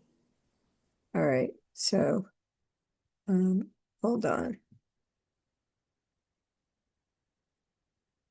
Okay, Carol McGarry. Hi, Carol McGarry. I live on Edmonds Road. Can you hear me, Christine? Yep, Yeah. yeah, I had a question about the density per acre study, because looking at that, the comparison is with apartment buildings that are on sites that range from half a acre to 6 acres, and apartment buildings therefore are incredibly dense per unit. And I think a more appropriate comparison would be Millwood Preserve, which is in the neighborhood, the broader neighborhood. It was also developed in an area that it was a golf course, but it was a green space. And not only does it have 30 acres of preserved, but it has 100, according to Google, it has 129 units on 68 acres. So that comes down to 2 units per acre. And we're talking here about in your zoning proposal, 15 units per acre. So I think this is still way too built for the neighborhood character. I understand the desire for profitability and taxes, but it still seems way too dense to me. And I would like to see that analysis look at some of the other housing developments that are more similar, that are like townhouses in the greater Knobscat area. So that's one comment. And the other is, I think it's a good idea to have to keep the woodlands to buffer the folks on Lively Road and the sight lines. But because you're trying to put so many units into this, you're eliminating a huge amount of the wooded area that could be directly abutting the city park and become a public amenity. Right now, you're using the woodlands behind people's properties to, screen the views, but that's not going to be very usable woodlands. In fact, from what I can tell, none of the trails would go through those woodlands. And there currently are about 14 acres at the southernmost end of the property, which Jan Company purchased, not that long ago. And those are still pristine woodlands. There's actually trails through them. They're actually absolutely beautiful. They'd be a wonderful addition to extend the city park trails. And they also abut directly to the aqueduct. And so right now, we have something like 500 apartment dwellers in the area who don't have backyards, they don't have access to nature, and that would be a fantastic way for them to be able to walk out directly across the street and go for a hike, enter onto the trail system that goes all the way across the neighborhoods in the aqueducts. So I think those are two of the things that I think are really disappointing to me. And I guess specifically the density per acre study, I think is inappropriate to be comparing it to a whole bunch of big apartment buildings on small acreage across the city. Thank you for that. And, I'd like your response about the density per acre study. thank you. I'll let them respond. Sorry, you want me to respond right now? Yes. Yeah, I mean, we can look. I get the point. I think the reason we looked at some of the properties that we did, and we had another slide I didn't show, which showed the density in Knobscot, is this property is uniquely situated between a B4 district and an R3 district, I think, right? So I agree with the notion of let's find other residential developments in similar contexts and see how the proposed density here compares to those, right? But comparing it to Millwood, that's also not a great comparison. It was a huge property. They put in a clustered number of units in there. There's no village center walking distance from there. It's just a different context. So I get the point. Valid point, good suggestion, and I think we can probably, and we should, if we're able to move forward in front of the city council, bring in some other examples of more similar residential contexts to compare with the density that we're proposing. With respect to the park and the trails, we've got a lot of opportunity here with this project to explore those possibilities. We are committed to improving trail connections. If there are ways for us to build trails that run from the park through this development to provide a meaningful connection or a better connection to the trails that are nearby, then that's something we want to explore for sure. So that's also a valid point and one that we're happy to look into further. Okay, thank you. Herb, Yes, thank you. you're welcome. I would like to talk about the number at the heart of the proposal. $1.8 million in annual revenue the developer says the project will bring to the city. All right, that's what I want to talk about, that number. I want you to remember four things about the number. Four things. Number one, trust but verify. Does that sound familiar? That's Ronald Reagan. Trust but verify, okay? Number two, this number is not the city's number. The analysis was done paid by the developer. It has not, emphasized, not been independently verified by the city, okay? Before you rezone this 30 acres, the city should have its own peer review, okay? Number three, the 1.8 million rests on one fragile assumption, and I think you've seen the slide here, how many school children these homes will produce.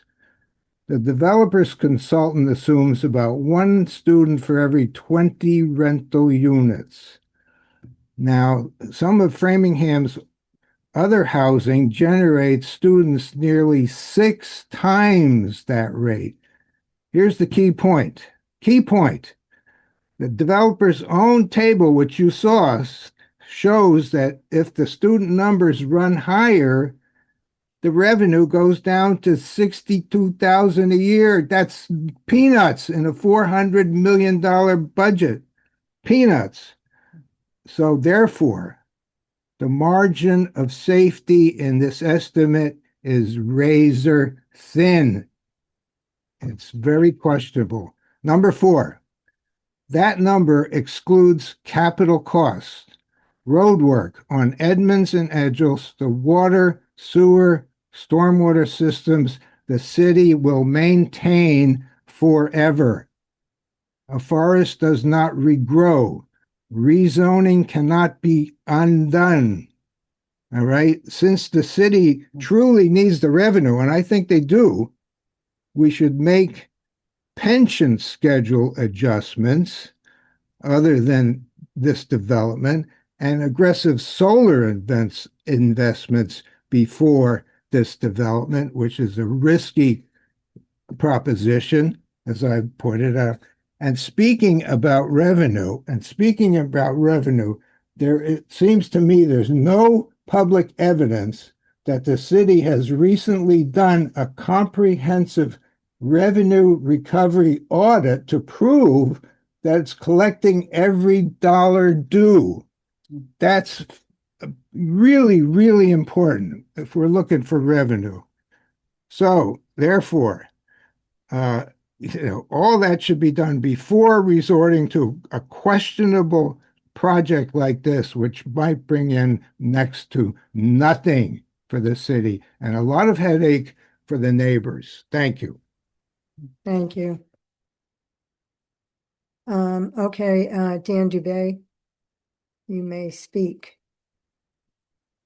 Can you hear me? Yes. I had some prepared remarks, but you asked not to be redundant. So I would say all your remarks on the front end are things that I would have brought up. Well, wait a minute. Let me just reiterate on or clarify on that. Things I said, In this meeting. that's different. You can make your comments regardless of what I say. I'm just saying the attendees in the meeting. I don't want to hear the same thing from 15 different people that are attending, but I need your comments that are your comments. All right. Well, I have prepared comments, so I'll just read it quickly. I've been following this project since 2022 when it was first introduced. And back then it was a 500 to 600 unit development. Later, it turned into the MBTA discussions that you said, and it ballooned to a potential 1,000 units, which got everyone all fired up. And here we are at 357 units with 50% ownership.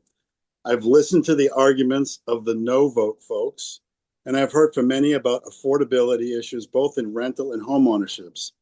I had the opportunity to see for myself what the impacts of Water Street development has been. I have concluded the traffic and school impacts were minor. Our biggest traffic issue resides with the Hemingway School, which will be mitigated in a few years when it closes and moves. The concerns about blasting in trees are valid, but rest assured, this will go on no matter what gets developed there. If I had my wish, I'd like to see 100% home ownership layered with lower cost entry points like condo to mid-tier to like upper end townhomes or even duplexes. This would give many seniors an opportunity to sell their home, downsize, while creating another opportunity for a new family to move into their home. Done this the right way, could have a marquee home ownership development for Framingham and the state. The developer estimates a net profit of 1.8 million to the city. Let's validate the math, and perhaps the question we might ask, what would it take to produce 2.5 million net to the city? There's been a lot said about the impact of schools. 4 years ago, the schools were exploding with new students. In just 1 year, we've seen a major decline with no good signs of it turning around. One could make the argument that we could use more kids at this development, which would mean more 3-bedroom style units. Finally, there's a concern of rezoning issues that the developer can then sell the property to another developer. He discussed this already.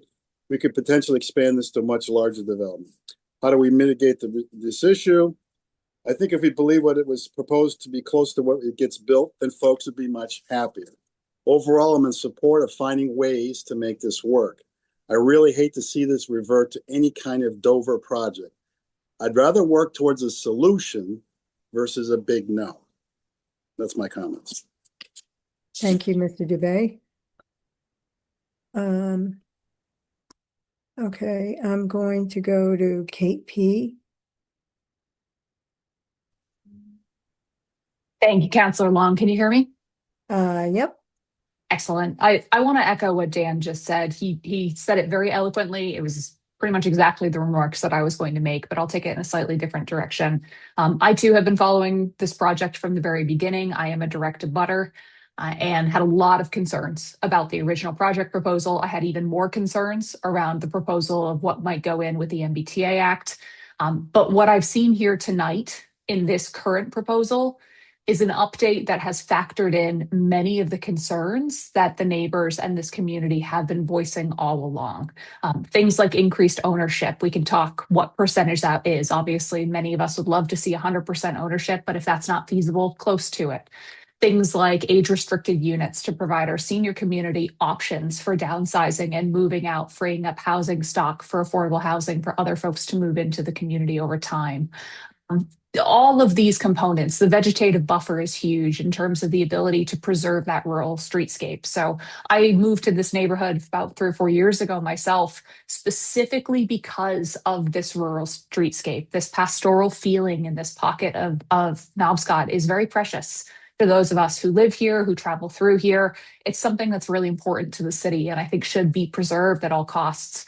So seeing this proposal updated with specific provisions that would be locked in and binding in a zoning agreement that would preserve that feeling with this extended vegetative buffer to mitigate any visibility, any light pollution, preservation of that along the sidelines is important. I will also note there was a comment made before around walkability and the preservation of trails. I love this vision of expanding that Knobscott Park area, but I will also note that Callahan is less than 5 minutes up the road from here.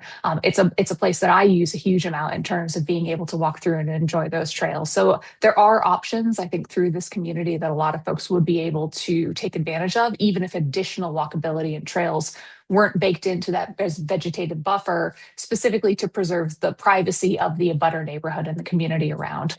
So I do want to acknowledge, I think it is critical to preserve these binding agreements in zoning. No, nothing should move forward unless all of these community concerns are addressed in the zoning itself, so that either this development group or the next one, should they purchase it, must adhere to them if the zoning passes. Without that, I think it's a non-starter for the community, and many of us would agree. But with those provisions bound in, and I'd hope that this would be the start of a very long process with the equivalent amount of community input, where we could review those, we could understand what those provisions mean, be able to voice our input on them as well before that is finalized. I do see a path forward here to make sure that, as Councillor Long said right at the beginning, the writing on the wall and the way things are trending, I do believe we will eventually see something in here. This is an opportunity with a developer who has shown willingness so far to factor in the community's concerns and bind themselves to resolutions that would address them. If we take our chances, without any other coordinated city or community effort to preserve the land as is, I would love to see that. I'd love to see it left wooded. I've not seen anything feasible so far from the community or from the city that would make me think we have an option to do that. So lacking that, I would rather be able to work with a developer and see where this process goes, who's willing to bind themselves to those community concerns, than to take our chances with the next developer who, as was said earlier, might build straight up to the property line in all directions and disregard a lot of the things we want to see. So I just wanted to underscore that, and also to echo Dan's points were very valid and spoke to a lot of the concerns of those of us in the community. So thank you, Dan, for that. Thank you, Councillor Long. Thank you, Kate. Mr. Freudberg. Whoops, sorry. Adam,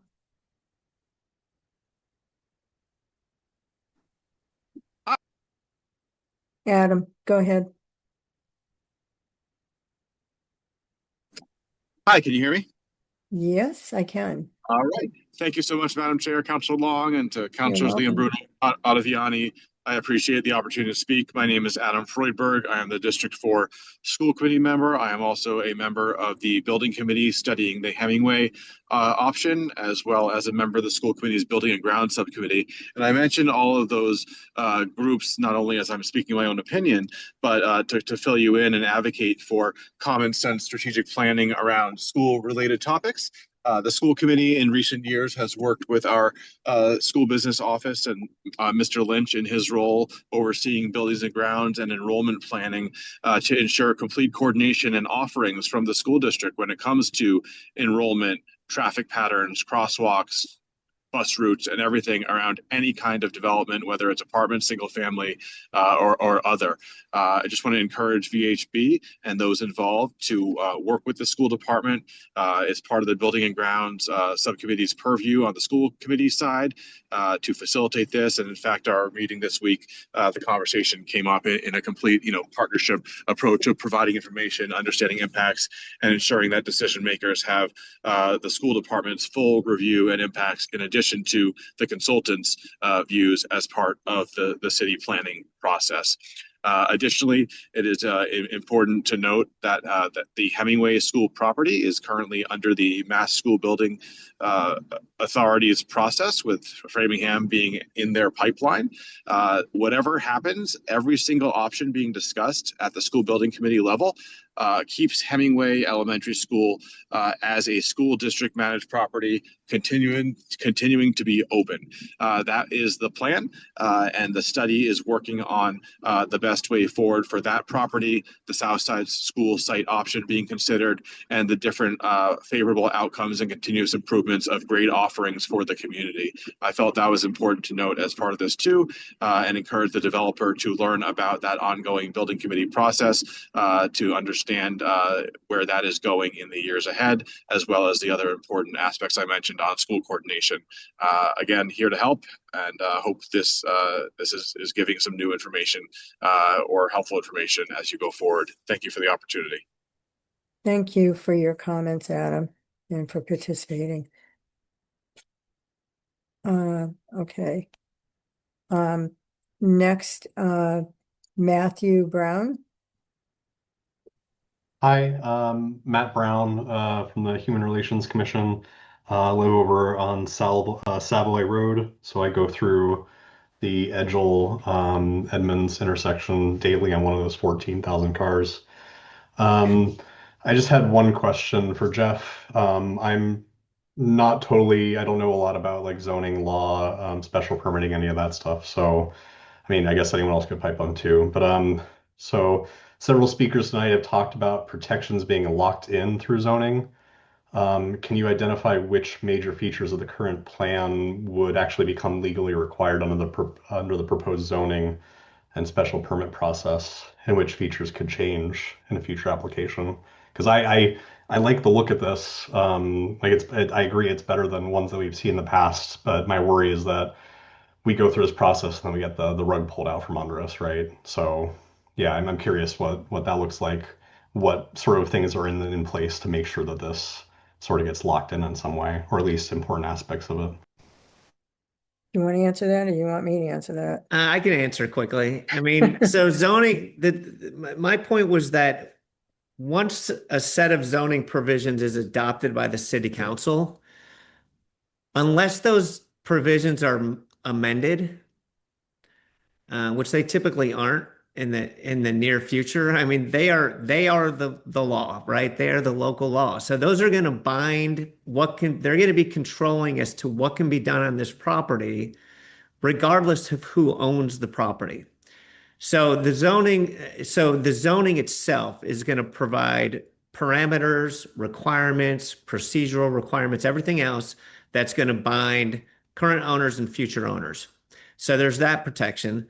Secondly, we're talking about addressing some issues in a development agreement with the city. The city does this all the time. It's currently got memorandum of understandings, basically development agreements with other developers looking for smaller zoning changes, but those can be drafted in a way that makes them binding on the current owners and also future owners. So they're just like contracts, right, that run to successor owners. So that's another set of protection. And then finally, the process that the zoning puts into place here is a special permit process. So no one has to trust us that we're going to come in with exactly the same design. If we change the design, or if we sell if J&Co sells the properties and somebody else comes in with a different design, the special permit authority, whoever's reviewing that project, has all those criteria that I was referencing before to apply to the project. And if it doesn't work, if the impacts are too great, or it doesn't meet one or more of the criteria that it has to meet, the permit granting authority then has control over that project. I guess finally, I would say, once that permit is issued, the permit itself, and there actually would be two here because it would be a special permit and a site plan approval decision. Both decisions, if it's the same entity, it would maybe be all in one decision, but those decisions would then impose conditions and requirements. Those run with the land. They apply to whoever owns it. I'm not going to pretend to say that they can never be changed, because the applicant or the current owner can always come back to that permitting board and pursue amendments. And I know that this neighborhood has dealt with that in other contexts. So that's always out there, but it would have to be within the parameters established by the zoning. So that's my best shot at a response to that question. Right, and as a former longtime planning board member and chair, you can also create design guidelines for the zoning that you're building that locks that in. But the special permit granting authority would have the power to condition and create how that project looks. And site plan review would be done by the planning board because that's their purview, regardless of who the special permit granting authority is. And if you go back and read all the decisions that I was involved with, whether I was chair or not, you can see that most of the decisions, whether I was on the ZBA or the planning board, we have probably maybe sometimes up to 70 conditions and parameters. So it does depend on the permitting authority, the special permit granting authority, which is why I recommend the city council at some point, because they're the elected body directly connected to their constituents at this point, unlike the former planning board was elected, which is no longer the case. They represent the executive branch. So at any rate, I'm not concerned about that. I think that there's ways. Currently, we have 3 zoning articles that are in public hearing process. One of them we voted the first vote on. 2 of them we did. 2 of them have MOUs, and those are binding agreements with the city that the mayor would sign as the executive branch. So there are ways to craft a decision, on zoning itself, so that when it comes to the actual project coming in under that zoning, that we have design guidelines, that we have an MOU, that we have other guardrails. And also, the public always comes in. I mean, I've been through tons of hearings over the last 30 years, or however long it's been. And we listen to the public typically. So I can't remember being in too many meetings and too many boards that we didn't take all of the comments we received from the public when we're doing projects into account to come up with the best project. So I hope that satisfies some of your questions, Matt. Yeah, thank you. That was super helpful. I also just want to quickly echo, I think it was Carol's suggestion that any future traffic studies go before Gennardi Way, just because there's a lot of traffic that passes through that area, and the study that I was viewing today that was put up didn't seem to really look at that. So I Well, think that's super important, and because there end up being backups at that stoplight, people are just naturally going to be searching for other ways. So I could see it becoming a big problem. So thank you so much. right. I know, I live on Hemingway. It's the new cut through to get to Route 20 to avoid the light at Edgel. So one of my thoughts on that is I wondered about making one of those streets or some of them like what they did with Danforth, make it a one-way so they can't cut through there. So that might be an option. It would be something to speak with the traffic commission about. And I just wanted for disclosure, I'm certified as an owner's project manager for school buildings over 1.5 million. So when I was getting certified as an OPM for school projects, Hemingway School was one of the things we discussed. So I thought it was interesting, but just thought I'd put that out there. Okay, I will go to, let's see, next on the list, Lisa Feldman. Yeah. Hi, can you hear us? Yep. Yes. You've got Scott and Lisa. We're residents here at 1 McAdams Road. And Okay. we've got 2 questions, or not questions, but sort of observations. First is dealing with the $1.8 million revenue. And the question was to know and better understand what percent that is of the city's desire for total revenues. Is it a small fraction or is it a large fraction? And the corollary to that is given other options within the city, commercial spaces that are available, would we not do better investing there to generate that revenue than here, given the neighborhood opposition to the development, which you can see that opposition in all the no zoning signs throughout the neighborhood? And so having a better understanding of this revenue relative to other options would be helpful, I would think.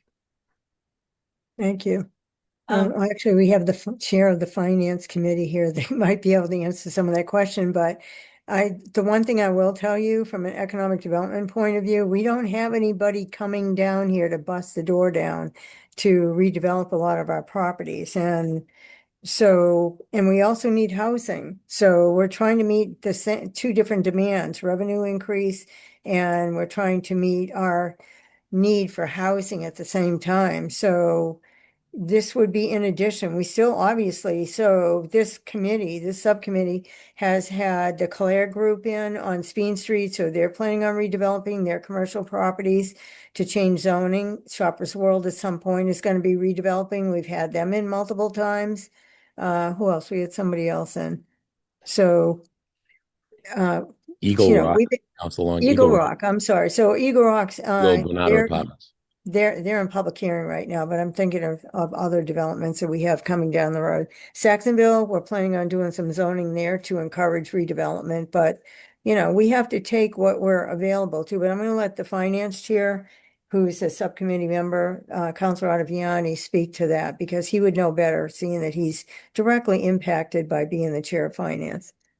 Yeah, thank you. And I apologize for being late. We had a finance subcommittee meeting that, got out late, and Framingham has a big problem. I'm sorry I missed the presentation, the bigger part of it. So hopefully I can watch it online tomorrow or later tonight when I get home.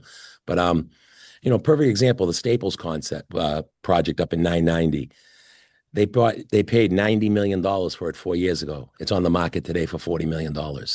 Office space it's selling for what it sold 30 years ago. It's people aren't using office buildings.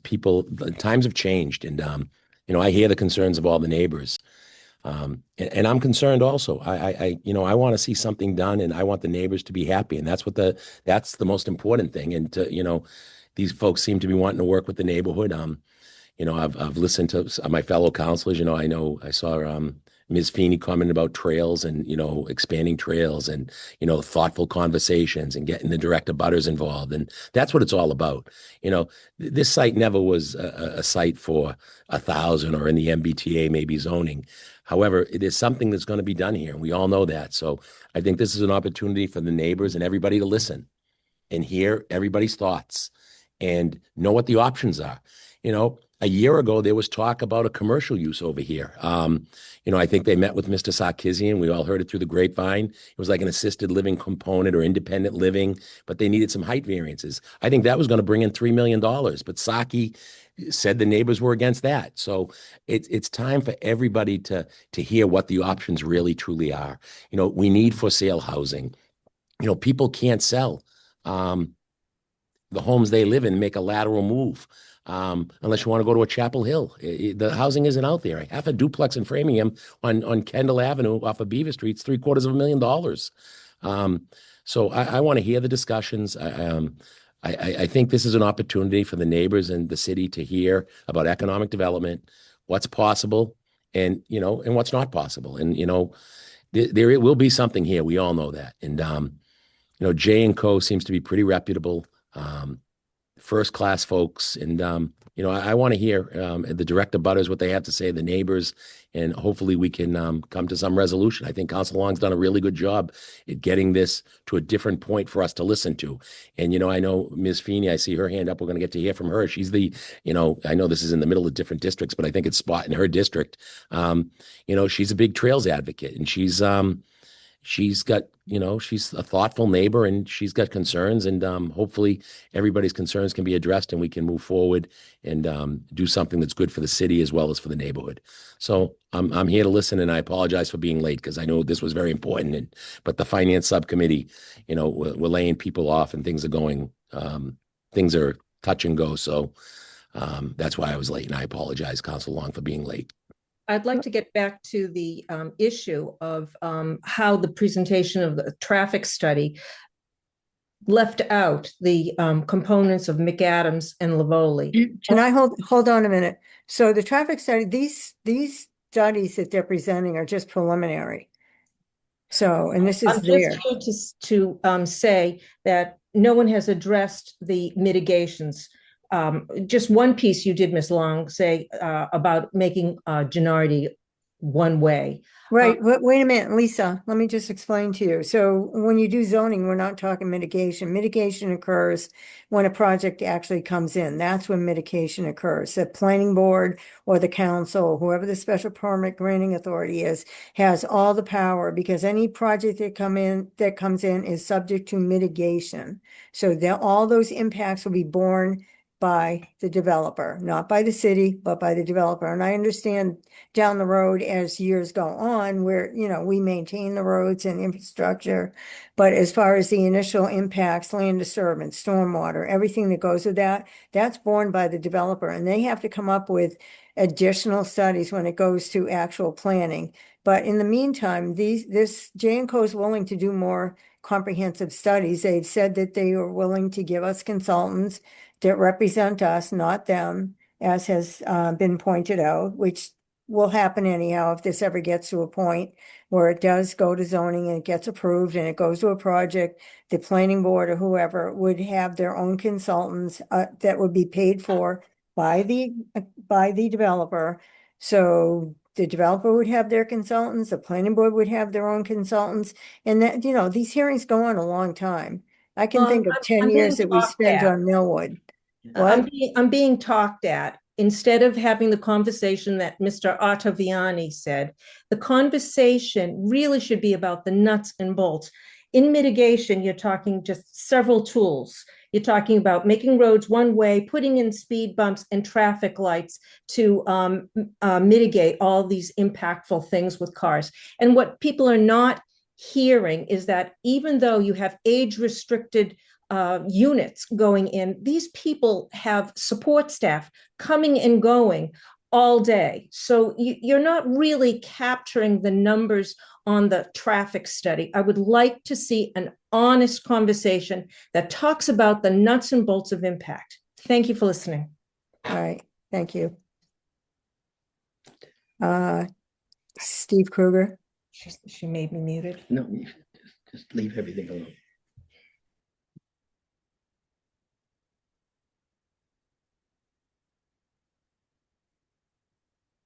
Steve? Can you hear me, Steve?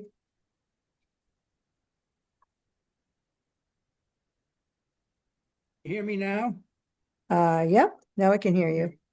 A pop-up just came up that gave me the opportunity to unmute. I couldn't see how to do that previously.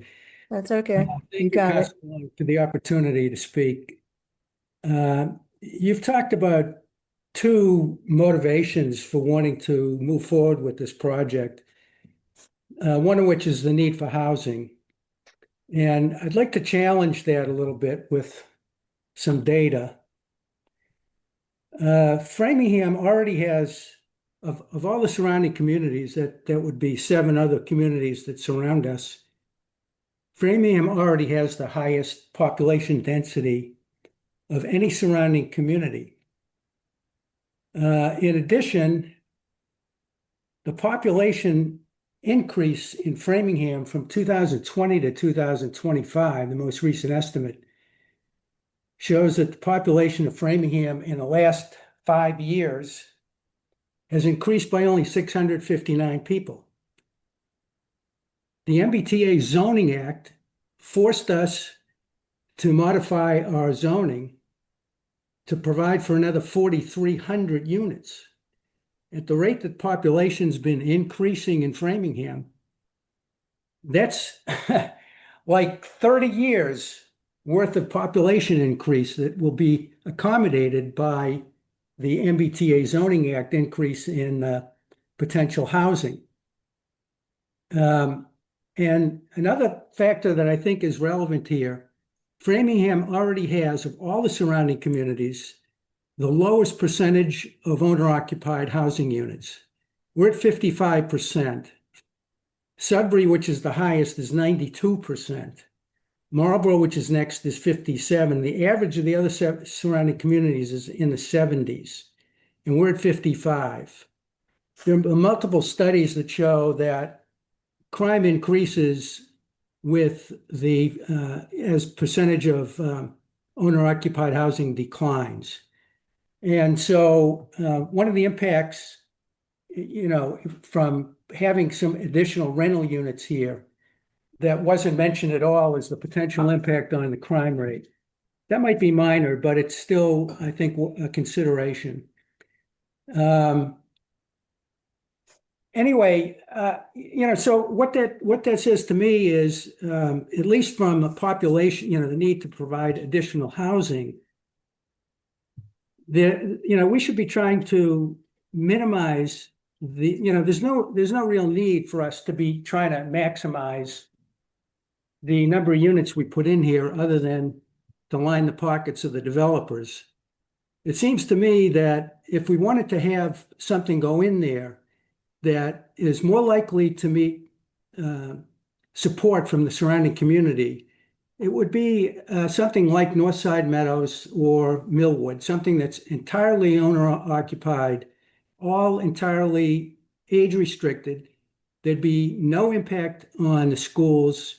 There'd be much lower impact on traffic. And that to me, is where we should be heading on this. Thank you for listening. Thank you for your comments.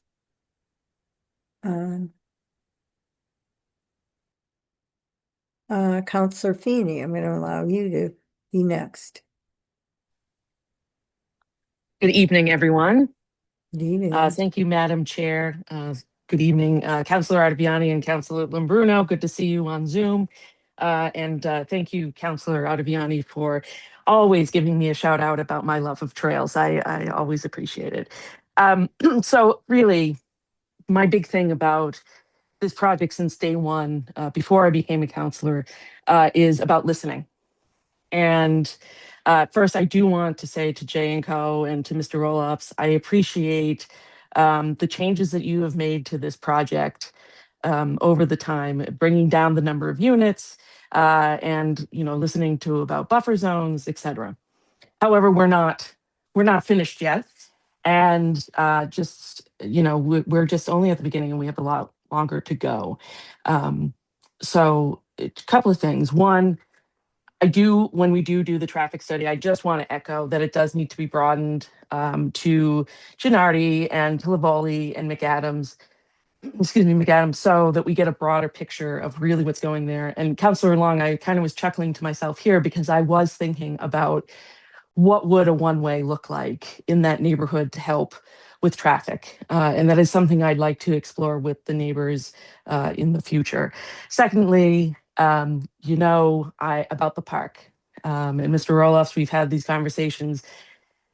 Knobscott Park is a essential part of the plan for Knobscott. If you look at the economic plan, if you look at the future development plan of that village, Knobscott Park is considered to be the crown jewel, and the park needs to be expanded. There's plenty of opportunity. Carol McGarry went through and explained about all these different options about the trails, connecting to the aqueduct. All of these things would really improve Knobscott, make the park, it's already enjoyable, but it will make it a more enjoyable place for everyone to enjoy. And also, I'm glad we're mentioning the the developers agreement. This is after the park, this is the second most important thing for me, is to make sure that we have an agreement between the city and the developers that is ironclad, that, the developers have to follow, and we get to keep the developers accountable to make sure that it is the project, if we go forward with this, that has been already agreed on and negotiated. And the design guidelines as well in there. So, and I hope that we continue to have more options for public input. I think it is helpful. It is helpful for me. I think it's helpful for the subcommittee and for the council, and of course for the developers as well. And again, I really appreciate Councillor Long and the members of the Planning and Zoning Subcommittee for holding this opportunity for us to learn more. And as always, if any neighbors would like to talk to me about it, I am always available to listen, but I appreciate this evening's meeting. Thank you. And this is only the beginning, so not the end. All right, Jim. Hello, Council Long. This is Jim Palillo. Yes. I want to thank everybody that's been involved with evolving this project. to where it currently stands. It's certainly so much better than it was a number of months or years ago. So thank you for that. I've listened to arguments pro and against the development of these parcels. So I'd like to just make some comments about them and some of my feelings. First of all, while Jay and Company is professional and doing a good job, they are developers and their interest is making money. Nothing wrong with that. I'm a capitalist, so be it. We're talking about properties that are zoned single family, 1 acre minimum. I'm not aware, and I'd love to know if I'm wrong, of other similar properties in Framingham that have been rezoned for multifamily buildings. I'm very nervous that we may be setting a development precedent, although from what I understand, it wouldn't hold up as a legal precedent for other developers, such as Mr. Kwan, to say, well, you rezoned Knobscot, how about Salem End Road? I want to build multifamily there, and we don't have enough housing, and you can use the revenue. So I want to forget about the Dover Amendment, and I want to seek a permit to build multifamily housing. Are we opening up the city for lawsuits from deep-pocketed developers such as Mr. Kwan? The second thing is, there are arguments about Dover amendments. There are arguments about needing more housing. There's arguments about needing tax revenue. But the arguments are not being consistently made with various plots in the city. We have 120 or so acres at the other end of Edmonds Road that the city is advocating using taxpayer money to stop development. I don't know why. Why shouldn't we develop there? Why shouldn't we raise tax revenue with a project that could be 3 times the size? I have no answer as to what the difference is. Same with Salem End Road. Why not let Mr. Kwan build something there?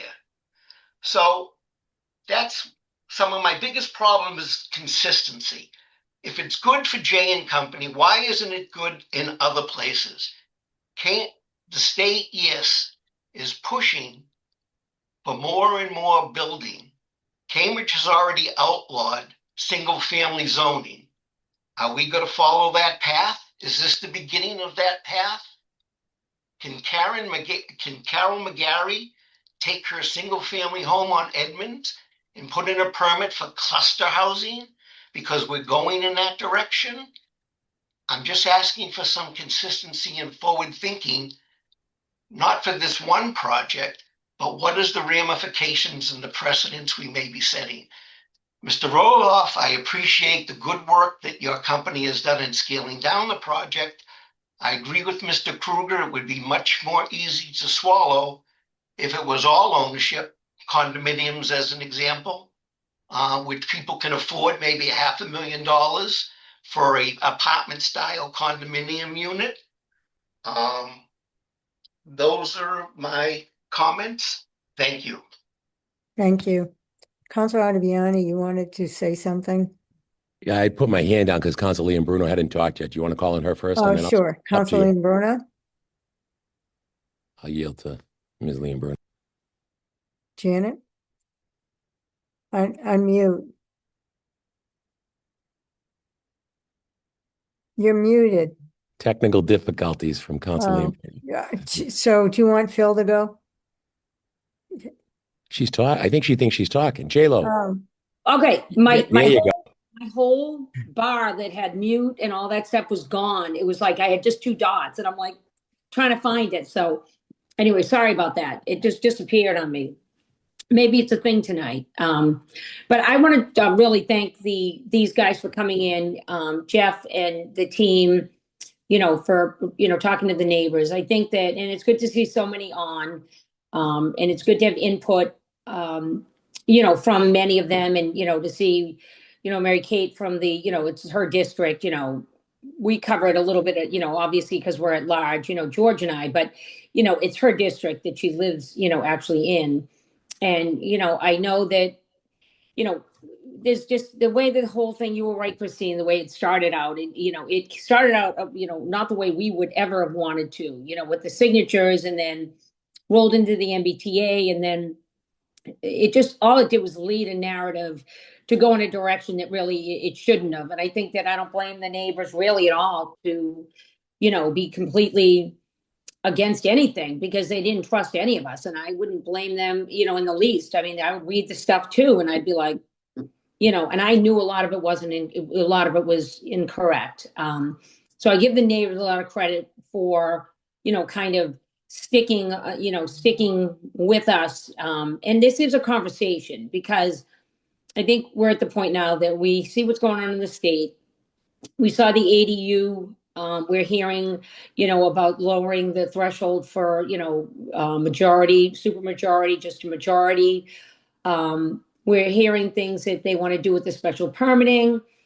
So we can really see it's coming, because this is what the state is pushing. And, when you listen to the governor and lieutenant governor, this is what they want. They want to push more housing, more housing, more housing. So we have a unique opportunity here to listen to these guys. I think that they brought back a better plan. And I don't think really the problem is that the plans, a lot of the other plans really were never the true plans. 1,100 was never, it was never really a number. So these guys never brought 1,100 up. It was just when it was a planning board conversation. And the only reason that it ballooned to 11 was one of the planning board members said, well, what if we match the density to, the south side, instead of, 15 do, or instead of 30 do, or 15 to 30. So that's kind of how that came about. So, I think that listening to this plan, I really agree about the parts of, if this can be kept more of a, community focused, initiative where you can really look to expand the park, as much as you can. The more ownership, the more buy-in you get from the people that buy, and you'll get more buy-in with the neighbors, because they'll know those guys because they'll be their neighbors. And I think that the buffering, I think, is, I mean, if say they were to build something that was a Dover, we've been hearing different things that were kind of proposed, because there's been some rumblings of different things that have been looked into or approached. They approach the owner, and we've heard some of the things that they can put there. And even if they did 35 houses, whatever, with 35 ADUs, that whole lot would be clear cut. They would clear cut, just because that's the way you do it. When you build a single family development, you don't leave trees. It's, you come in and you clear cut. And that's just the way it is, because it costs a lot more money for a builder to leave trees.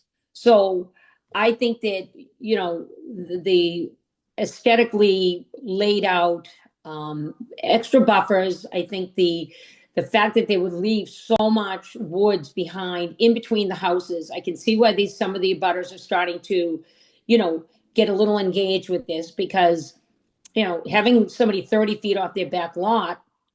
And I think we all have been reading the Facebook stuff and all the stories going back and forth. And there was a photo with, a marking of, where it was tied off, and 30 feet is right outside your, right outside your house. And I think that these heavy wooded, with maybe some components of, expanding the trails, and, inviting that kind of of an atmosphere there. I think that, it does a lot for the way of neighbor buy-in. And I think that we realize that, we need to have the neighbors on board with this. We need them to have input. And I agree with Mary Kate. We need we need to make sure that we have a plan with the city and the developers, and a working plan that, we hold them accountable. They hold us accountable for what we promised them. And I think that, the neighborhood,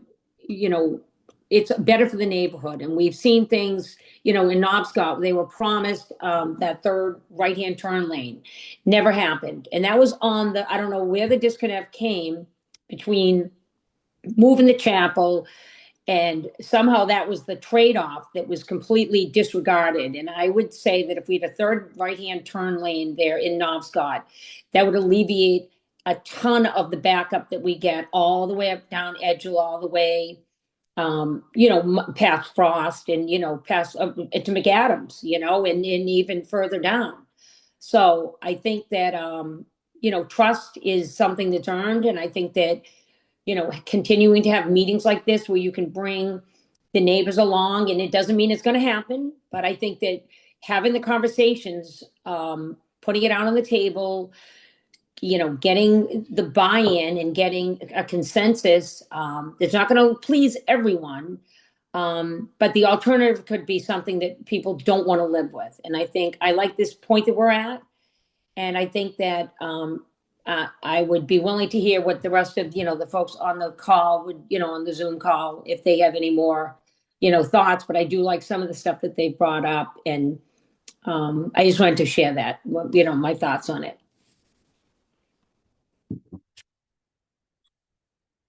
Thank you. Councilor Arviani, you had comments? Well, I think Councilor Bruno, hit all the spots that I might have addressed. And I want to leave it open for the folks on the call to talk and hear what they all have to say. Because like we said, it is a conversation and this has come a long way. And she hit it on the spot. This never belonged at a huge number and density, but we're at a reasonable number now, I believe.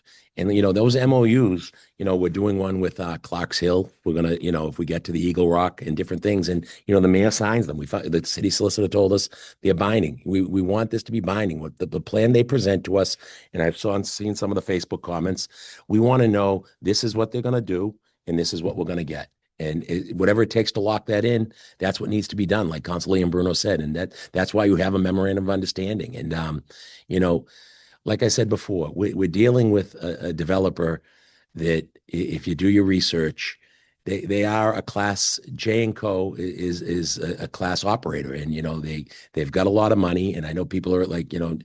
Palillo said it best. Developers and builders want to make money. Of course they do, but they want to leave a good impression too. No matter what.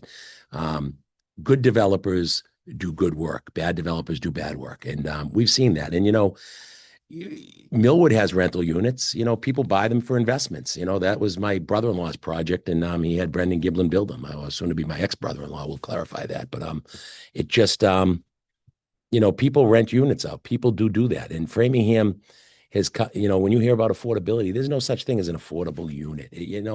Smock rents out 3-bedroom units in Framingham for $3,900. How is that affordable for a young family? And that's just the base.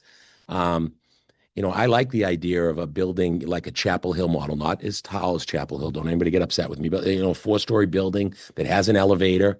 So if somebody was 55 or 60 years old and, had health challenges like myself, can barely walk, getting another new hip in 3 or 4 weeks, that they can get in an elevator, push a button, and have one-level living. And we've seen that in Framingham. We've seen guys, that I've served on boards with and worked with in municipal government. Mr. Haberman, they moved to Chapel Hill. Those are the only choices folks have because, Millwood came in and said, they started out at $499. There was no $499, okay? It's just like Northside Meadows.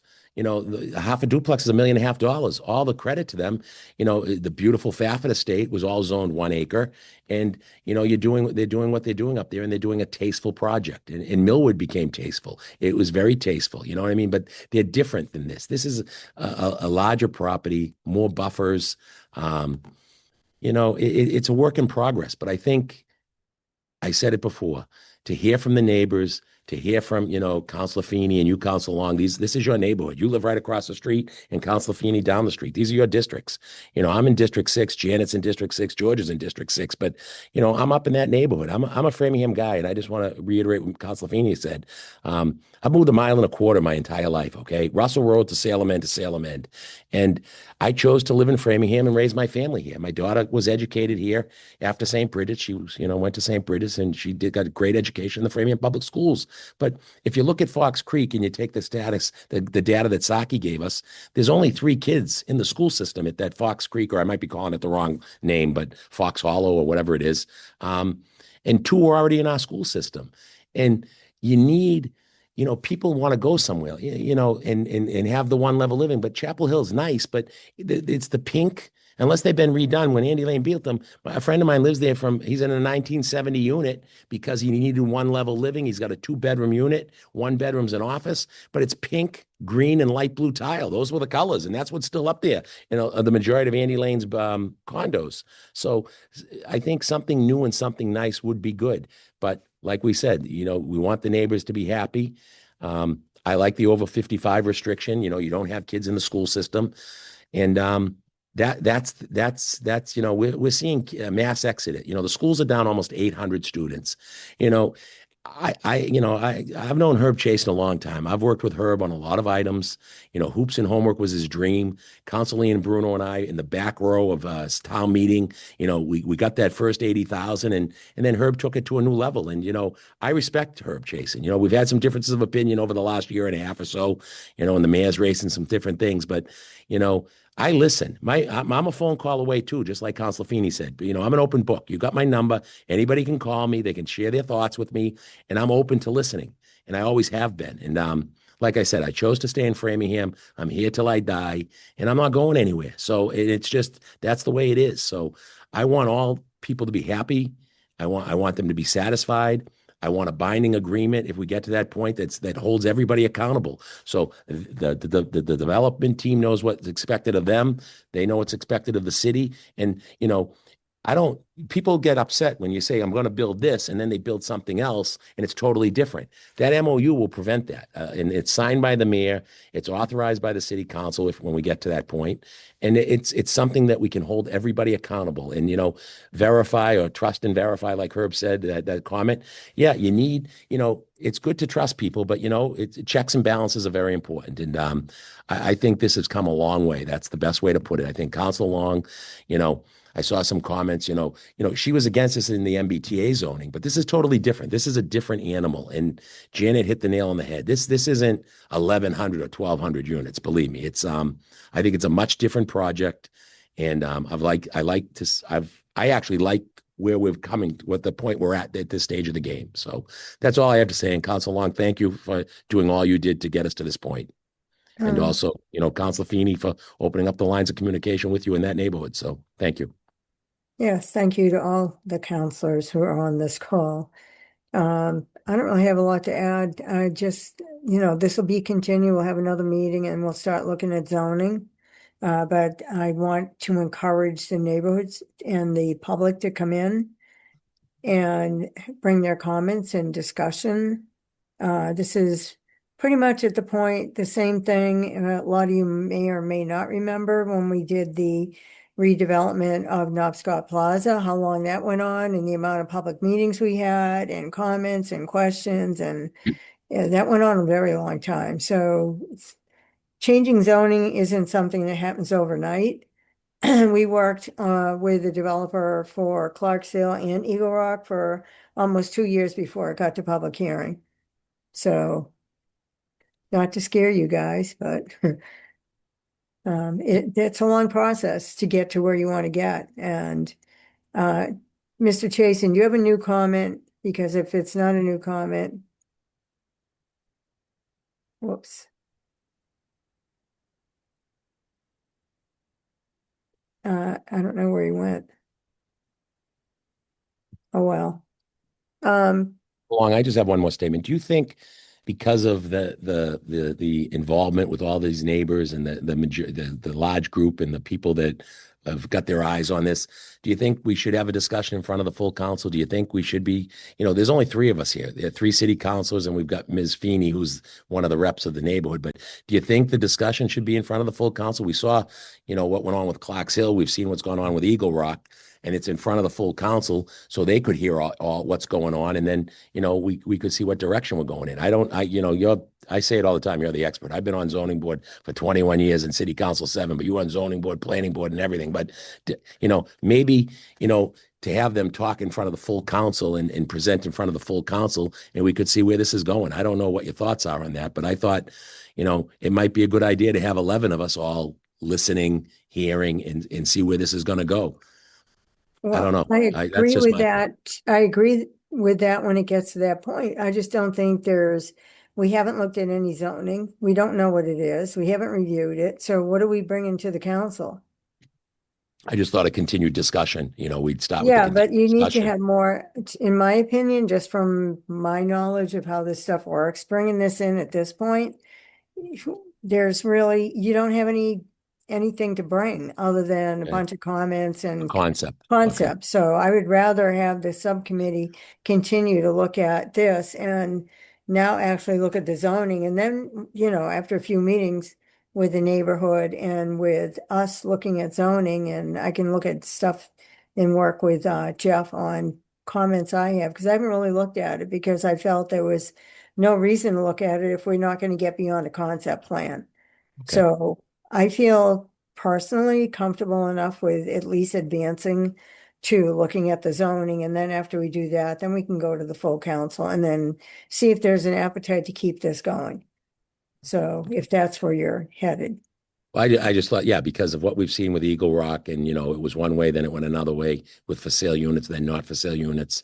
And what we did last night with or Tuesday, whatever, I don't even know what day of the week it is anymore, but Tuesday night with Cox Hill, and we got through the first reading. I just thought, with the 11 councils, but maybe, I just don't, with everything going on, I think, we should, I know the budget, look what happened tonight is actually, we're getting there. I'm hoping next week we're going to be done, but I'd like to see some more planning and zoning subcommittees then, so we can hear about this and hear from the neighbors some more. And I think the full council needs to hear it because we've been told there's options. We don't like what some of the alternatives are. They've gotten to this point.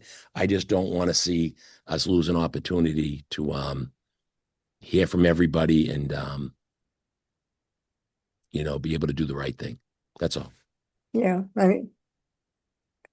Mr. Roloff. Thank you. Attorney Roloff. Can I just chime in on this question? So, as you know, we really do want to get in front of the city council as soon as we can because for the time is of the essence reasons that I sort of highlighted earlier about this opportunity.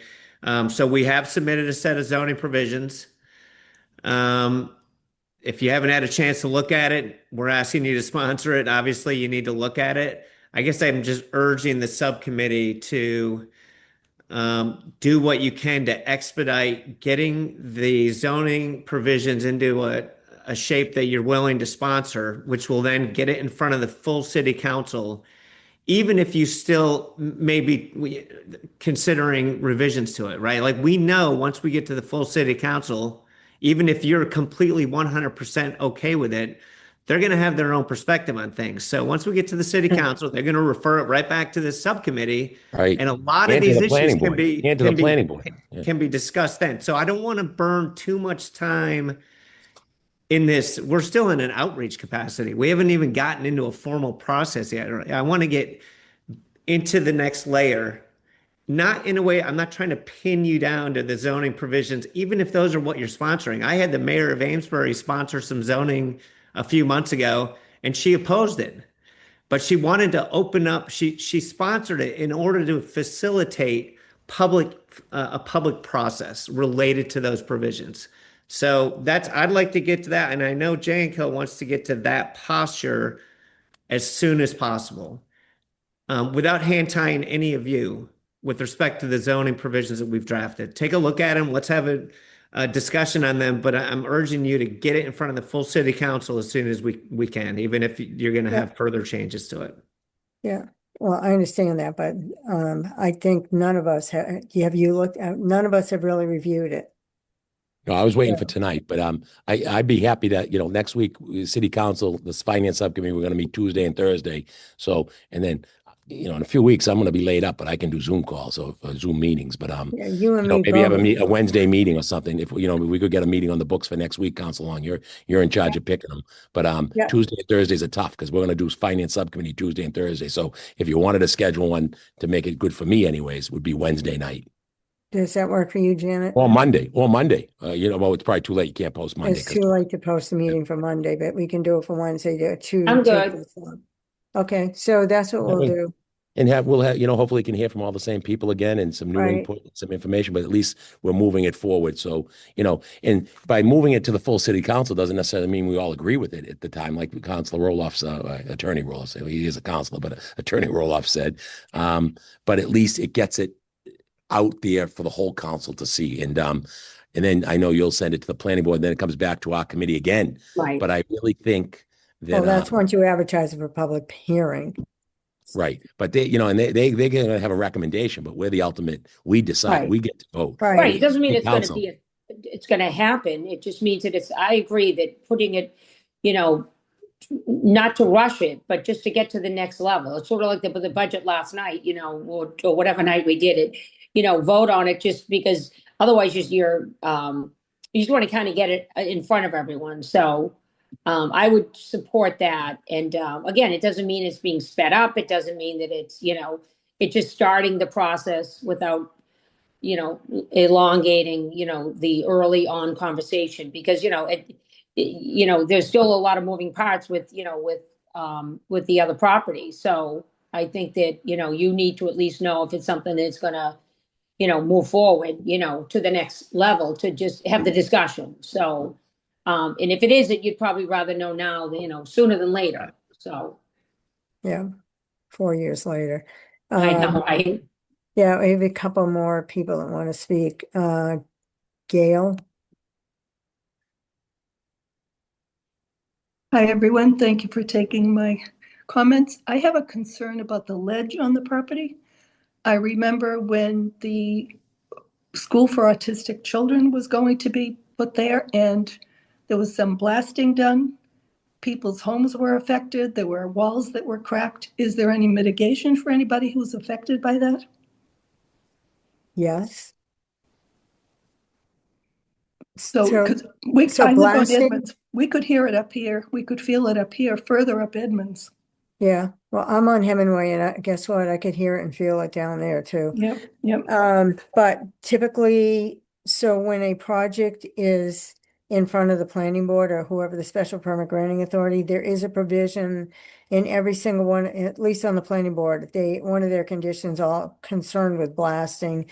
There's 3 or 4 different provisions in there, what the developer would have to engage someone to go out. They have to pull permits on that. They have to go inspect the homes for any kind of damage, to see what the condition of your house is prior to blasting. Then they have to go back after, and then they have to make sure if there's any damage that they pay for it. So that would all be covered. Okay, that was my large concern because. Right, that's a huge thing because we have had projects where that condition has been imposed on development whenever there's excavation or any kind of blasting that's potentially going to happen on site. So there are legal requirements for that beyond just what the planning board requires that them to take into account and to perform. Why, I do have a follow-up question. Why did the school project not proceed? I don't know why they pulled off that property. They still do have a permit on that property, but I don't know the answer to that question. I know they got into some kind of litigation that Robert Foley instigated on the site, so I'm not sure what happened. But anyway, so they're not going to build on that site. Right. No, that was, a large concern of mine that there are lots of homes in this area that could be affected by that, and that would be very costly. Yep. So thank you. Thank you. Okay, next, Donna. Hi, can you hear me, Christine? Yep, I can hear you. I have to say that I agree that the sooner we can get this in front of the city council is probably best, even just for an informational session, because I know that, with starting with the MBTA and all of that, the whole north-south stuff was really very tiring and was really dragged a lot of people down. And I don't think that it's really fair to this project and to this neighborhood to classify it in that way. So I think getting some of the counselors, not on this meeting, to understand that it's not that the neighbors are 100% resistant. They're just 100% curious and 100% wanting to make sure that their neighborhood is developed in a way that's responsible and respectful for everybody. So I actually think that that would be a benefit for this project in the long run. So thank you. All right, thank you. All right, Mr. Chasen, do you have another comment that's different? Yes, I have another comment. I have two questions for Jeff Roloffs. Jeff, if this was all ownership and no rentals, would the project go ahead? And number two question is, if the size of the park was doubled, would this project go ahead? Those are my two questions. Thank you. No answer. I'm not going to be able to answer those questions, but I'll give you a response to both of those. So the all ownership question, the part of it that gets a little tricky is that the multifamily buildings in this concept that were proposed were contemplated to be age-restricted units run by a company that does this kind of housing, that operates this kind of housing regularly. That's the business that they're in, right? So those operators, just like a developer who's building a hotel, often teams up before they get into permitting with the hotel company that wants to run that hotel, right? So the idea is we would like to connect with an operator of an age-restricted independent senior housing facility of the sort that fits into this concept. But when we talk to them right now, they ask the obvious question, well, what does the zoning allow it? Is this, well, we don't have any zoning yet. Oh, okay. What's the status of your zoning process? Oh, we haven't started it yet. We're still in outreach with the community. All right. Circle back to us once you get something in place, because what's the point of talking if you don't even know if zoning is going to allow this to happen, right? So we can't land an operator at this stage in the game. We need to get a zoning framework in place to enable that. Once we do, and this is what I'm getting to in response to your question, is every operator has a different formula for how they like to operate these units. Some of them are rental, some are ownership. They have different unit mixes that they like. Some are ownership, but they have constraints on your sale later on. So yes. Sorry. Sorry, Anyways, that was me. Apologize. okay, sorry. So I can't answer the question because we don't have an operator in hand yet. I suppose we could constrain it to ownership only and just carve out all the operators that don't operate in that framework. I just don't think that that's a good move for anybody yet, because there might be somebody who doesn't do all ownership that we want to entertain their involvement because they have great facilities that would be good for this community, this neighborhood. So I don't know if if my client would be willing to commit to all ownership. We understand, though, that that's a big deal for the city, and I'm sure we can work on a percentage commitment through the special permit project area as to an ownership percentage. With respect to the park doubling, I've discussed this with Councilor Feeney. I know that she wants to expand the park. I know a lot of people do too. Our starting point right now is, we're going to keep that topic in the mix of what we're discussing. It's going to depend on how the sort of layout spins out as we get further into the engineering. Our initial reaction to that was this park is totally underutilized right now because no money is being put into it to make it a more functional, inviting space. So the reason we were proposing implementing the measures to improve the park is sort of what we thought would be a partial substitution for that request. So rather than just giving you more land, let's make the space that's there more user-friendly, more inviting, and a better space. Now, obviously, though, we've also talked about whether it's a park expansion or just public easement rights, there probably are ways that we can build some trails into this project that would connect them with the other trails and maybe even extend them through a portion of the project, maybe a portion of that buffer zone that we're looking to protect, just to provide a larger trail network than what you can provide within the space that's there. That doesn't mean doubling the size of the park. The concept there is granting public access easements through a trail network that runs through the project area or something like that. But we're open to brainstorming those ideas. If people have ideas as to what they think we should be considering specifically, forward those on to us so we can fold them into our brainstorming session. But I think we can do a better job of sort of brainstorming possibilities on that front, and we will, if we can get some traction on this process. So I think I see no more hands. I want to thank everybody who showed up and commented and has been participating. And I encourage you to continue showing up for meetings on this subject. We will have another one next week. And then at that point, we'll entertain sending this to the city council for consideration and more public input. So unless and either counselor has any other comments, I'm going to entertain a motion to adjourn. Oh, hold on a minute. Wait a minute. Steve, the principal of J&Co wants to speak. I withdraw my Steve? motion. Yep, thanks, Janet. Steve? Hello? Hello, can you hear me? Yeah, now I can hear you. Go ahead. Great. Thank you very much. Stephen Cuccinati with J&Co. I just wanted to thank everyone tonight, the subcommittee, Councilor Long, Councilor Ottaviani, Councilor Lambruna. Thank you for your time tonight. I really appreciate it. Councilor Feeney, thank you for opening the lines of communication with some of the abutters. It's been very helpful. I think this tonight was extremely productive, and I don't want to be long here, but I just want to say that we look forward to this collaborative process and hopefully moving this forward. And I think we're optimistic that we've